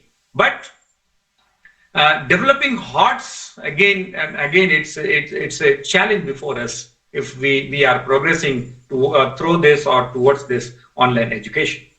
Another important issue that every one of us should revisit on is the health and well-being of students, especially the students as well as the teachers, because we know that before this, before our movement towards this online education, this the problem of gadget addiction and its effect on the eyes and neuromuscular as well as mood, or you can say the overall cognition and the concentration of the learners, it was already high before even this moving to this online education. People were seeing the psychologist. People were giving to the rehabilitation centers. And even the adult people, we have started different kind of vrats. We have started detoxifying ourselves quite often. And many people have started this kind of changes in the routine, that on Sundays I will be using mobile phone for only 1 hour. So, and again, if we are pushing the learners, the teachers for use of the gadgets, so definitely the screen timing that we are engaged upon in our day-to-day life, in our 24 hours, it is going to increase. And this increased screen time is going to affect the mental health, the physical development of the learners in a big way. and no one can even estimate upon what would be the consequences. And we know that this is likely to increase the eye problems, because staring at a screen at screens for longer durations, for 1 hour, 2 hours, each one of us, those who work on computers, we have this kind of problems. So again, this will lead to lack of movements, outdoor activities. So this is going to affect the psychosocial well-being and the psychosocial development, or the whole of the personality of the learners. And that's why we need to be very cautious about what will be the futures, how future learners will be in case of less mobility, in case they don't do enough physical exercises. And as I said, that we are being pushed for this online education. So here the question comes, when we are pushed for this online education, so again there is we need to think upon that if we are pushed upon, so how much ready we are, how much ready our system is, how much ready we are to ensure digital justice, and how much ready our system is to ensure this digital justice. Because when it comes to digital justice, when it comes to online education, then there are so many questions with the use of internet, availability of infrastructure that definitely come into our mind. Because when internet came into our lives, it was internet of the computers. Later on, internet turned into internet of things, like the connection of even the marketplaces at our fingertips, or on our mobile phones, on our computers. And later on, this Internet of Things, IoT, moved towards IoT, that is Internet of Disputes, which Orna Rabinovich and Ethan Katz, they very, very beautifully, they have documented in their book, Digital Justice, Technology and the Internet of Disputes. This is a publication of Oxford University Press, and everyone of the participant, I recommend this book to be read by the participants. Because we are the people, we are the teachers, we are the students, we are the learners. So we all are related with these things. We all are answerable to, because all of us are either influenced or are going to be influenced by these things. So again, I was referring to this push for online education, and I visited many of the questions related to the education, which were the basic issues of education. Now, why I'm saying that we are being pushed? Because very recently, I just came to know, and many of you might also be knowing, that UGC is going to start 200 online programs. So far, if we see the government's initiatives, whether it is SWAYAM or other platforms, so far only courses were available, no programs was there. Okay, and the students were advised to opt any course and get it credited through their universities. So max to max, students were allowed to earn 20% credit through the courses they can attend through the SWAYAM. This was the guidelines before this pandemic. And now the UGC is in a preparation to allow as much as 230 universities across the country who can not only offer the courses but the full program, and that too of UG and PG level. So that's why I raised this, that we are being forced for this online education. And to me, this whole affair gives a picture of education which we are not seeing through education what actually it is, but rather we are analyzing the process of education from the perspective of the technology and the capital, which we can't say, which we can't actually, which we should not do, because we all know that education is not that we will put books before a learner, we will give or make him sit on a comfortable chair on a desk, we will provide books, videos, audio content, we will provide gadgets.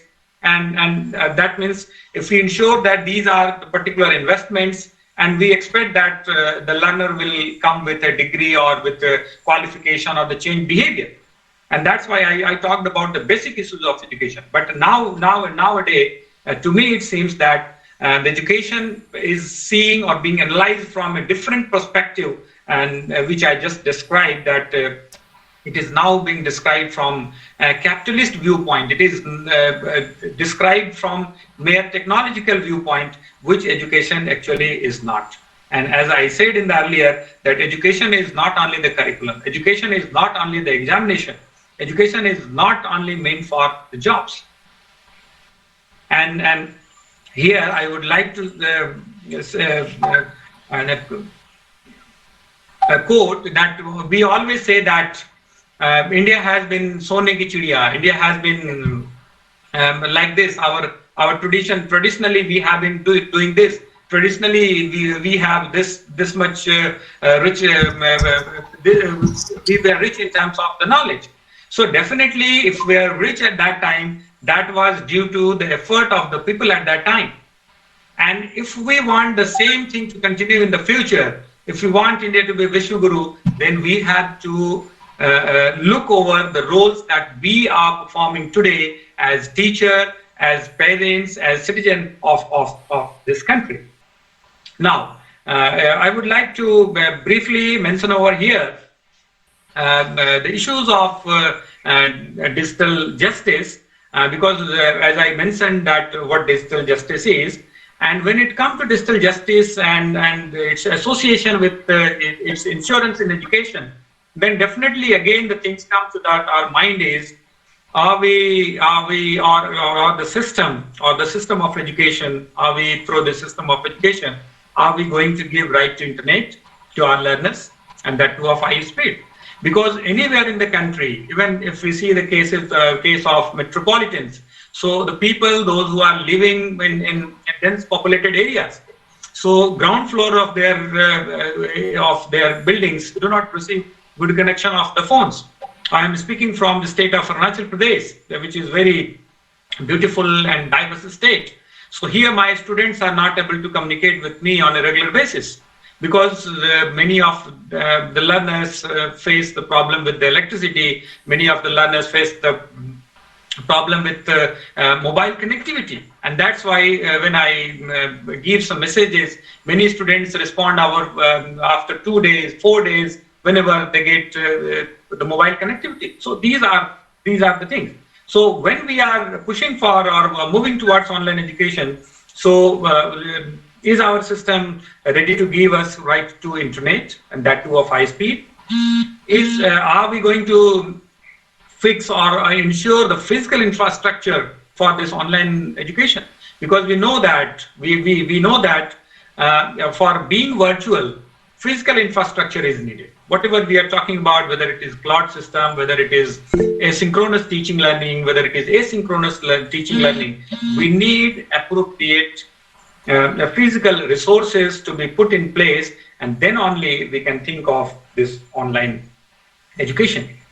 And again, the question and the ambit of this digital justice, the issue of right to privacy come into the cases of data theft, data selling, data surveillance, data or can say net neutrality, because just 2 years before, every one of us has experienced this, that the internet companies are going to charge differently for different services.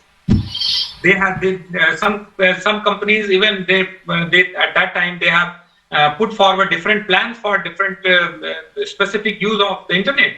For WhatsApp, they have different rate. For social media, they have different rate. So what's the guarantee that in the future this kind of thing will not come? And that's why we need to think over these issues. And there are issues with the software and its purchase. Most of us use this pirated software or the free softwares, and we know that how much risky these softwares are, how much data they are extracting from us, or it is being processed and it is being sent to different places. And that's why the cases of data theft and this is increasing. We all of you are aware about making this Aadhaar data public, and that too for sale. Recently, last year, Airtel has revealed that it somehow saved the data of its customer. It was the stake was that it was the Airtel data was on sale. So all these things are there. We have already been discussing these issues, and very recently, even today, I was all of you have got this information today in various media agencies. I got it that recently today, that date was today, that we are under threat of data threat or cyber attack, either from China or other countries. So these are the things: reliance on the internet and the power cut, warfare, other pandemic conditions. So if we are going for online education, we need to have answer of these questions, or we need to address these issues. Again, very important thing that I would like to say is the digital behavior of the learners and the teachers. And since most of the participants, I think, have a bit or a good experience of online teaching. So basically, we know that in classroom or in social media, the behavior that our behavior is completely different. But nowadays, we are again being forced or advised to connect with our students through the social media.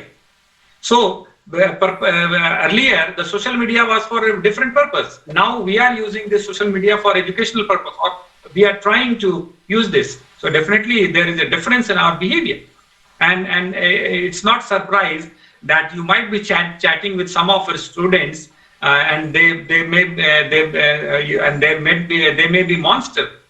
You can't even figure out with their names on WhatsApp or other social media. So you might, it's not a surprise if you are chatting with a ghost protocol or some ghost, or people with a name like Believe It or Not. So these are all my personal experiences. So all these things are very important issues, and we need to think upon, revisit these issues when we are moving for this online education. Another thing that I would like to quote over here is, and that we have learned through ages, is identity of the teachers in this online teaching learning. When we think online teaching learning to be a substitute or alternative of online teaching learning, we know that traditionally we give more respect to our teachers than even the gods and the parents. And what is going to happen with this identity of the teachers in the future when we are moving from, or when we are swaying away from this traditional mode of or face-to-face mode of education? So that's why we need to think upon, all the teachers need to think upon these issues. So the recognition of the teachers, again, we have to think upon. And since we know that human civilization developed from individual as alone, then we came into group, then socialization happened, and then again we are again from that socialization we are taking a descent, we are becoming alone, and I don't know what will the future and what will be the future course of what will be the future course. Okay. Again, here sir, it is important. Yes. Hello. Yeah, sir. Actually, we are going beyond the scheduled time. I'm sorry for disturbing.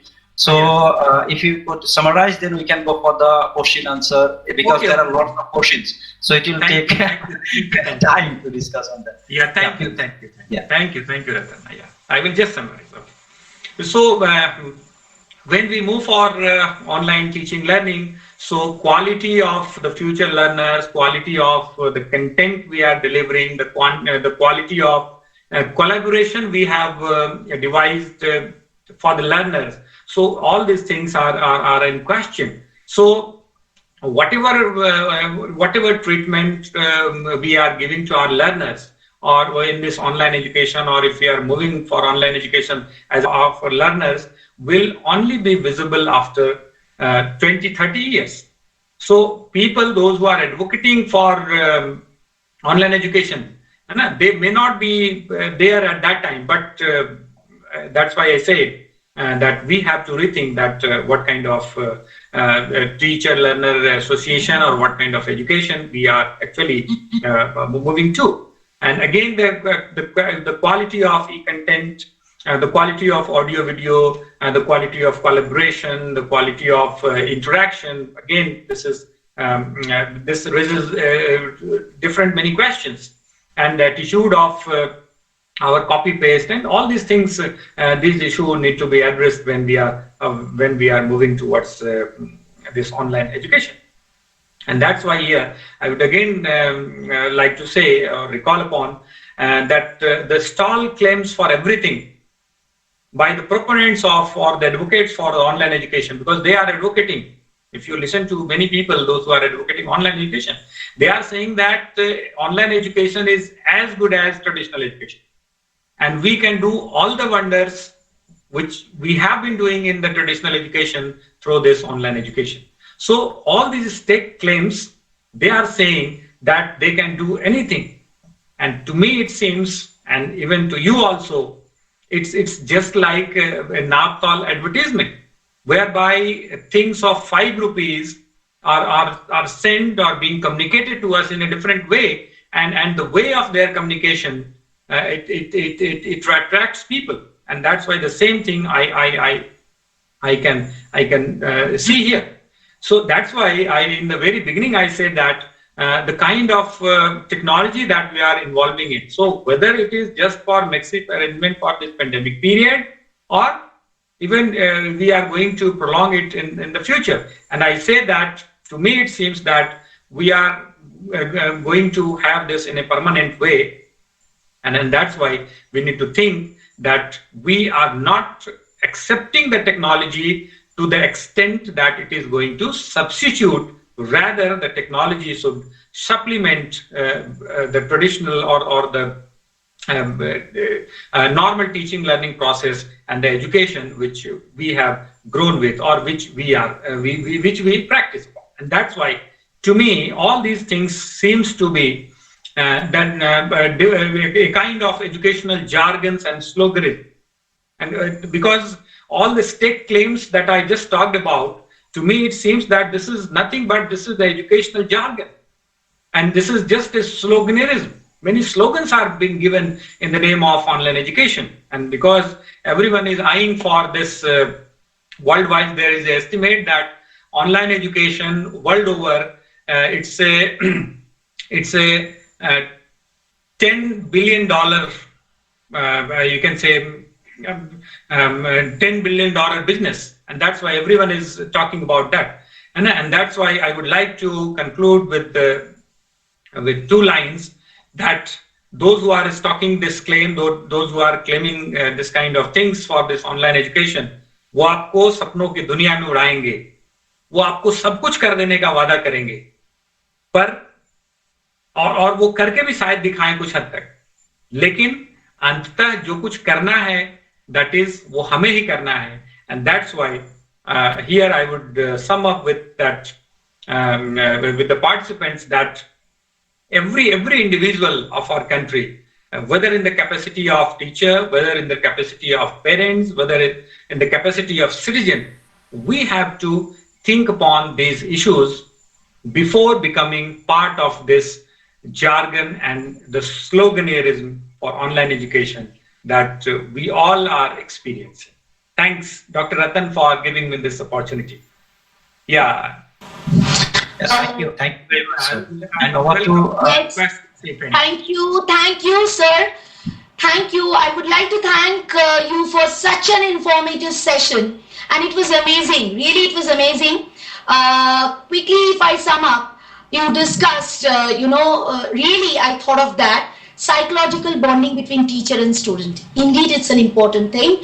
Holistic development, peer learning values, and norms of inclusive education. Very, very important. Okay. Screen timing for children, internet usage, that too gender bias, right?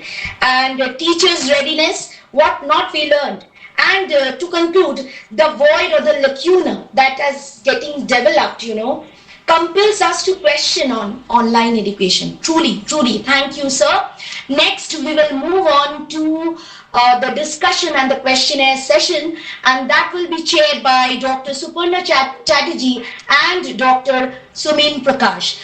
Participants, you are requested to place your questions in the chat box, and definitely they'll get back to you. Thank you. Yes, hello.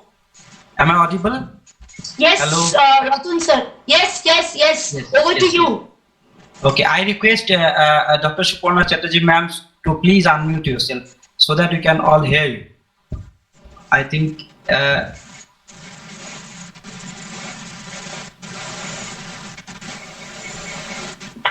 hello. Vivasda, hello. Hello, yes. Hello. I request madam to unmute yourself, ma'am. Vivasda, Yes. can you? Yeah, it is fine now, ma'am. Actually, there are numbers of questions. I was just silently, observing, and I have taken a note of some of the important question posed by the participants. So I would like to read out some of them, and we'll have to have your input on that. So one question has been asked by Kamlesh Dangal. Actually, it's in YouTube. We are doing the live streaming. There I got the question. He asked the question to madam. His question goes like, how do you relate the lethargic and inattentive attitude of learner in online class or online learning? So my initial question is do you have data about this lethargic conditions of the learners?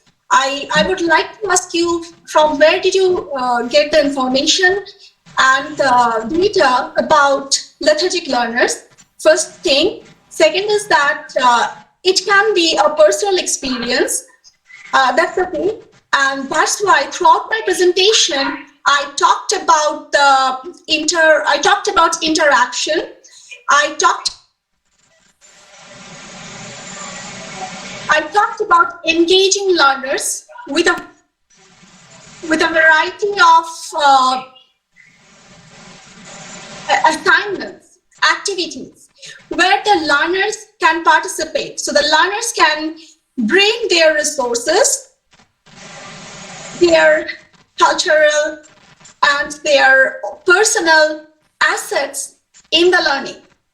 And once learners are engaged and they can interact with the content, with the instructor and their peers, I think that the process of lethargy diminishes. Okay, thank you very much, ma'am. I think the participant has got his answer, and I also totally agree with what you said. Hello? Yes, I'm hearing. Yeah, madam. So we have another question from another participant, and the question goes like, how, in your opinion, can a teacher accommodate all such variables? Probably you have talked about many variables that is important for a teacher to become competent enough while dealing with online classes and online teaching learning processes. So probably he asked question on that variables, and his question is, how, in your opinion, can a teacher accommodate all such variables given the abrupt transition to e-learning imposed by the pandemic? I'll start with the thing is that if you were in the presentation from the beginning, at the very beginning, I made it very clear that online teaching is not equivalent to emergency remote teaching that is happening during a crisis period, such as COVID-19 in the 2020. This is the first thing. The next thing is that as an instructor, you need not have to have all the variables. It is based on what your students need and what is best for them. What are the best practices? One thing, this is about the general thing. So why online education is being not thought of as important is very significant to me. For me, I'm an able-bodied, straight woman. I can walk, I can drive to the institutions. I can go to anywhere in the world for having an education. So I prefer face-to-face traditional system of education. But think about those people who cannot move out, who cannot attend classes in the top of a building, like maybe in the third floor, which doesn't have a ramp. And think about many other criteria where if someone is a single mother, working mother, living with children and the job to survive and sustain for the family, and that person still has the right to education, right? And that's why this is where the importance of online education comes. Online education is that flexible education mode that is helping people to have education, even if you cannot attend the face-to-face context, face-to-face classrooms. So getting back to your particular question, you don't have to accommodate everything. So think about the particular group of students for whom you are presenting. If I am teaching in rural parts of any parts of the world, maybe India or other parts of the world, versus if I'm teaching in the urban parts. So my teaching style, mode, and criteria will be totally different. So designing of your course, developing the course, and delivering the course will depend upon whom you are teaching. Because throughout my presentation, I emphasized it, that the learners are very important. They are the most important part of this whole process of online teaching and learning. Have I answered your question? Yeah, thank you, ma'am. Thank you very much for putting a very good answer to the question raised by the participant. And we have another, and this is the last question for you. Hope you will not mind to answer it. It's very interesting, actually. Yeah, it's very interesting, actually. He said that in a classroom, each and every learner learn in a different way. The learning need and the emotional need of each and every learner is different. So how do you think that the online teaching will be capable to meet that need and address that differences? Thank you so much for all the questions. And for this question, I would like to refer to the UDL framework, that is Universal Design for Learning. So in the UDL framework, we have 3 modes, that is multiple means of representation, multiple means of actions and expression, and multiple means of engagement. If I'm an instructor in the online course, and what I do is that for each video that I post, I also post some podcasts related to the same concept. I also post a transcript. I also post articles and book chapters and discussion. I create a discussion forums. So this is, I'm creating a space for these learners through multiple means of engagement. A visual learner will be very happy to see the video, while an auditory learner will be very happy listening to the podcast or my lectures that I post in my campus. Versus a kinesthetic learner, I have some hands-on learning activities for the kinesthetics learners. Again, for multiple means of representation, I give them a variety of choices. They can post a video, they can make a movie, they can post a presentation, they can make maker spaces activities. That is because these pre-service teachers, they are from different content area. Math teacher, science teacher, and English teacher. So English teacher wrote a blackout poem while a science teacher made use of made a catapult using principles of science, force, motion. So this is the multiple means of representation that the learner has got choice to. And I can go on forever. Just let me know if I've answered your question or I need to elaborate on this. Very quickly, it sounds like you have experience attend face-to-face class and teach face-to-face class during your master's and PhD in India, and also you have experience online teaching and as a student and as an instructor in an online setting, right? So I guess you have experience from both kind of settings. And so do you think that there are problems in every setting, okay? So do you think these problems, if can be made, especially technological problems, then the difference between online teaching and face-to-face teaching is going to be closer and closer? Yes, of course. Less and less. So that's the endeavor. So what is happening during COVID-19? If we never develop our online classes, if we never go for anything online, I would like to ask each member who are present here, how many of you don't use mobile phones? You use it, right? Because it serves your personal purposes. Then why don't you are thinking about online education? Think about that learner who needs online education. Don't think from your perspective, whether that is needed or not, but think about the mode from the learner's perspective who needs online learning. So if you are using technology for your own personal purposes and educational purposes, think about those people who wants to have that. So if we never develop our online courses, online classes, then during COVID-19 and similar many other disasters to come in future, we will stop the education, right? Be at home. Just, you don't have to engage in any type of education. Now, I totally acknowledge, and I am with them. When I'm talking about remote parts of the world which doesn't have that facilities, and this is what we are working with a group of the who are advocating on digital divide. I like to what Dr. Prakash said about readiness. Yes, readiness has to be from all the levels, from learners level, from the instructors level, and from the administrative and institutional levels. Yeah, thank you very much, ma'am. It's a wonderful answer. Actually, I do agree with the UTL model. I think it can definitely,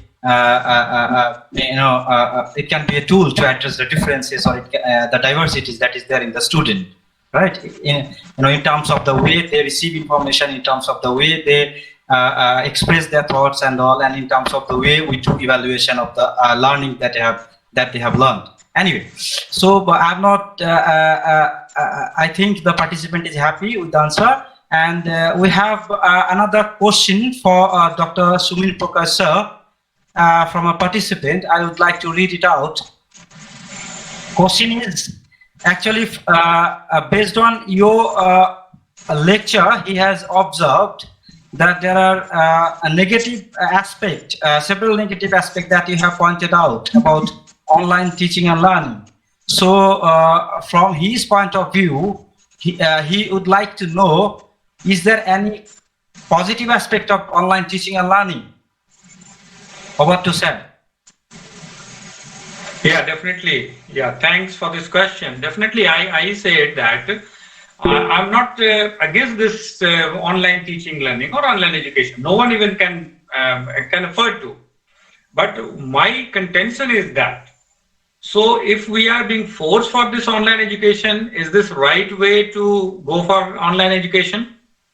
Or we are opting online education because we are being persuaded, because the online education is presented before us in a very attractive package. So this should not be there. Now, there are so many positive aspects of education, as Dr. Suparna was talking about, that why this online education actually came. So online education came to make learners enable or to increase the access to various kind of resources which are available in different parts of the globe. This is the benefit of the online education, that many people can attend to and are listening to me live. But at the same time, we have to think upon that whether we are adopting this online education as a course or as a program. So that's why I talked about that. What will be the future of this the traditional education and traditional universities? Because 203 universities are going to offer not only course, not only paper course. When I say course, means it's one single paper. Suppose paper of education technology, paper of education psychology, paper of pedagogy of science, pedagogy of any other thing, any language. So this is called course. But in future, we may see that there will be full course, 2-year course of B.Ed, and that one can attend through online. So that's why we need to think upon. So online education is very beneficial. I attended so many webinars. Many people are attending. Out of the participants, many people have this kind of experience. So this is positive side of this. If we want to have some skill training, we can use this. Especially e-content development and all, many webinars are there, statistical method, research method, many webinars are being organized, many programs are being organized. Before even this pandemic, I referred to that this is online education is not a new concept which we have devised. This is already existing concept. But we have to think upon that whether we are taking or accepting this online education as a supplement or substitute. That is $1 million question. Yeah, hope I answered the question. Yes, of course. I just want to ask one question, if you can please allow me. From a student perspective, so we have learned about socio-economical division, which could be in a bad way affects a certain amount of students who do not have access to technology or modern equipments, internet, and so on. But if we think that in India there are many corresponding degree courses available from many universities, and most of those corresponding courses rely mainly on online teaching, online material supply. And next, when we think about social discrimination, also depending on the status of a student may not feel very comfortable in a classroom, face-to-face classroom, where also there are division among different students coming from different status of the society, maybe poor or rich or belonging to different castes, at least in India. So do you think that online teaching may reduce these kind of challenges compared to face-to-face classroom? Yeah, thank you for the question, sir. But I would like to remind that segregation is not, as I said, that in online education, there will be we can say substantial reduce in the peer group interaction and peer group learning, and which as a teacher we know that peer group learning and peer group collaboration we use as a strategy for learning. Okay, so if we are thinking that we will segregate the students and we are going to solve this problem, no, this is not. So that means you are not referring to the basic aims of education. Aim of education is not to develop a segregated society, compartmentalized society. The purpose of education is to make society inclusive. So we need to have different strategies to address this problem of discrimination in the classroom. So it's not the solution that you will separate the learners, you will make them sit apart from each other, and most of the time they may not be able to see each other, and you think of society. What experience we are experiencing today. So some 30 years ago or 35 years ago, when this new liberalism come in our lives or in our governance, so we from our traditional houses, from joint family, we shifted to nuclear families. Now what is the experience today? If you are in metro cities, so who next to your house is suffering from some illness, okay, or who is dead, sometimes we came to know through newspapers, not by direct experiences. So what we have done, or what kind of decision we took 20-30 years before, we are witnessing its effect today. At the same time, that's why I talk the fruit or the result of this online education we are moving towards. So it's the result or the kind of citizenry we are trying to develop. It will be only foreseen after 20-30 years. So that's why definitely you say that, and I also in my my talk also I say that before this online education, we have been dealing with various problems of education, and that not through this online education that seems to escalate further. Yeah, hope I answered to your question. Yeah, thank you very much. Yes, yes. Hello, excuse me, Shantosh. Your screen has been shared. Shantosh, hello. Yeah, with regard to the students' behavior I was referring to, I would like to share my experience. Here in this webinar also, I was going to the chat box. So very from the beginning, the learners have started about the feedback form. So this kind of new kind of behavior, it is there. And other thing is that I talked about this psychological disconnect in live sessions, in live class. What happened? If a student want to be happy, want to reflect through his happiness, okay, so he can do so. But in this kind of online engagement, if I want to laugh, that will be completely absurd, or it may disturb whole of the presentation or whole of the group. So that's why so many things are there, and we need not move for online education in a hurry. That was my contention. Yeah, Dr. Ratan, yes, another question. Yes. Thank you very much. Actually, we have taken much time beyond our scheduled time anyway. Now we are towards the ending of our session, and we'll conclude the session with a kind of vote of thanks. And I hope I have our speakers have answered to all the questions raised by the participants. And some questions I didn't read out due to lack of time, and what I feel that questions have been answered throughout the presentation that had been made by our distinguished speaker. So it is over to Sucharita, madam, please. Yes, sir. I would like to request Dr. Pradipta Panchadhai. Yes, sir. He is an associate professor from Department of Physics, IQAC coordinator, PRABHAT Kumar College. Sir, over to you. Please deliver the vote of thanks. Thank you. Okay, thanks, Ms. Charita. So we are running late. We are running late. Let me allow 2 minutes. At the outset, I want to say technology is important to student learning. The impact of the World Wide Web on education and in every aspect of our community is profound. The context of digital divide finds its utmost importance in the midst of this pandemic situation due to COVID-19. The digital divide prevents people from getting an education because they don't have access to the right technology.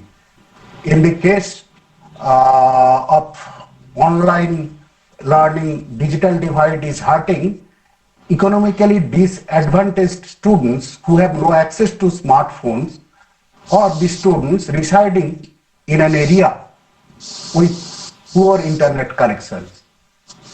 Luckily, some of them have started to think themselves as a part of a threatened, endangered species.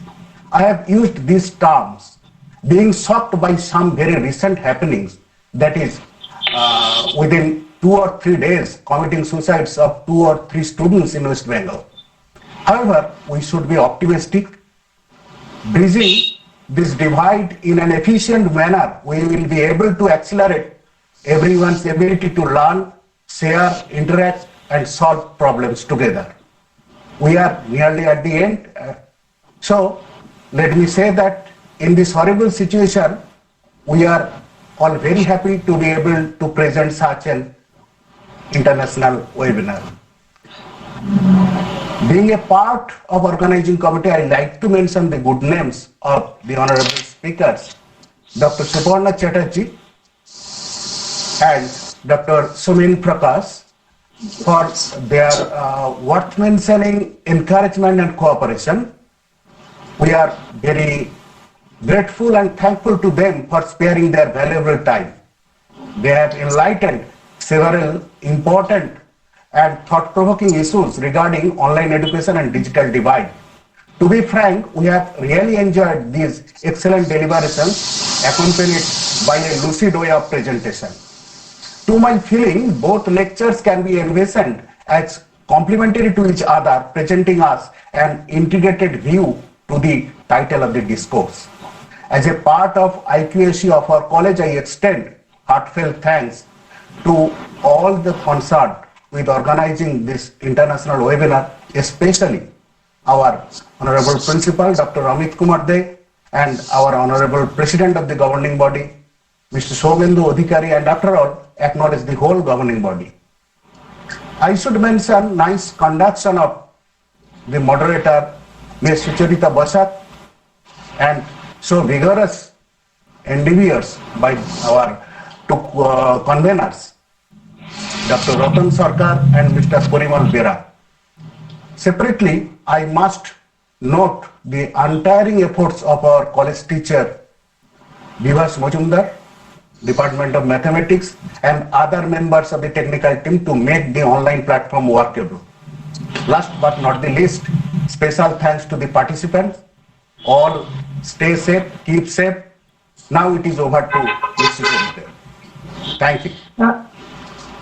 Thank you, sir. Thank you, sir. Okay, that was indeed a fantastic conclusion from the college. Sir, Ratan sir, I would like to ask you about the feedback from, will you share the feedback from now in the chat box now? Yes, I have already shared. No problem. Okay. We have a Telegram group, and I can share the same in that group. No problem. Okay. Okay. So we need to conclude the program, right? Yes, and on my behalf and on the behalf of my college and all the team members of our organizing team, I would really like to place my gratitude and thanks to Dr. Suparna Chatterjee, Suparna Di, for supporting us, for being with us, and I'm really thankful to you. And again, we also thankful to Dr. Sumin Prakash sir. Thank you very much for your cooperation. Okay, thank you very much. And we are sorry for the technical glitches because we are not that much techno savvy, and due to this pandemic situation, we have been forced to learn. Anyway, thank you very much. Thank you. Okay. With this, Thank you for this opportunity. Thanks to PRABHAT College, PRABHAT Kumar College, CONTAI. Yes. Thank you, madam, for patient learning and listening. Yes, thank you, ma'am. Thank you so much, Dr. Prakash, for the beautiful presentation. Thank you, the organizing committee, for such an wonderful event. And I'm so happy to see so many people joined, making their online platform working. And thanks, Sucharita, for conducting it so beautifully. And thank you, ma'am. Thanks, Dr. Suparna. Thank you so much. Nice meeting you. Okay. Yeah, thank you. Look forward for future collaborations. Yeah. Yes, of course. Thanks, Suchitra. Thank you, sir. Thank you. Thanks a lot. Yeah. Being an online teacher, I got so much enriched today, you can't imagine. Anyway, I have to go. We have to conclude the program. Thank you, participants, for joining the webinar and making it a successful one. Thank you. Stay tuned. Bye-bye. And good night to all of you. Thank you.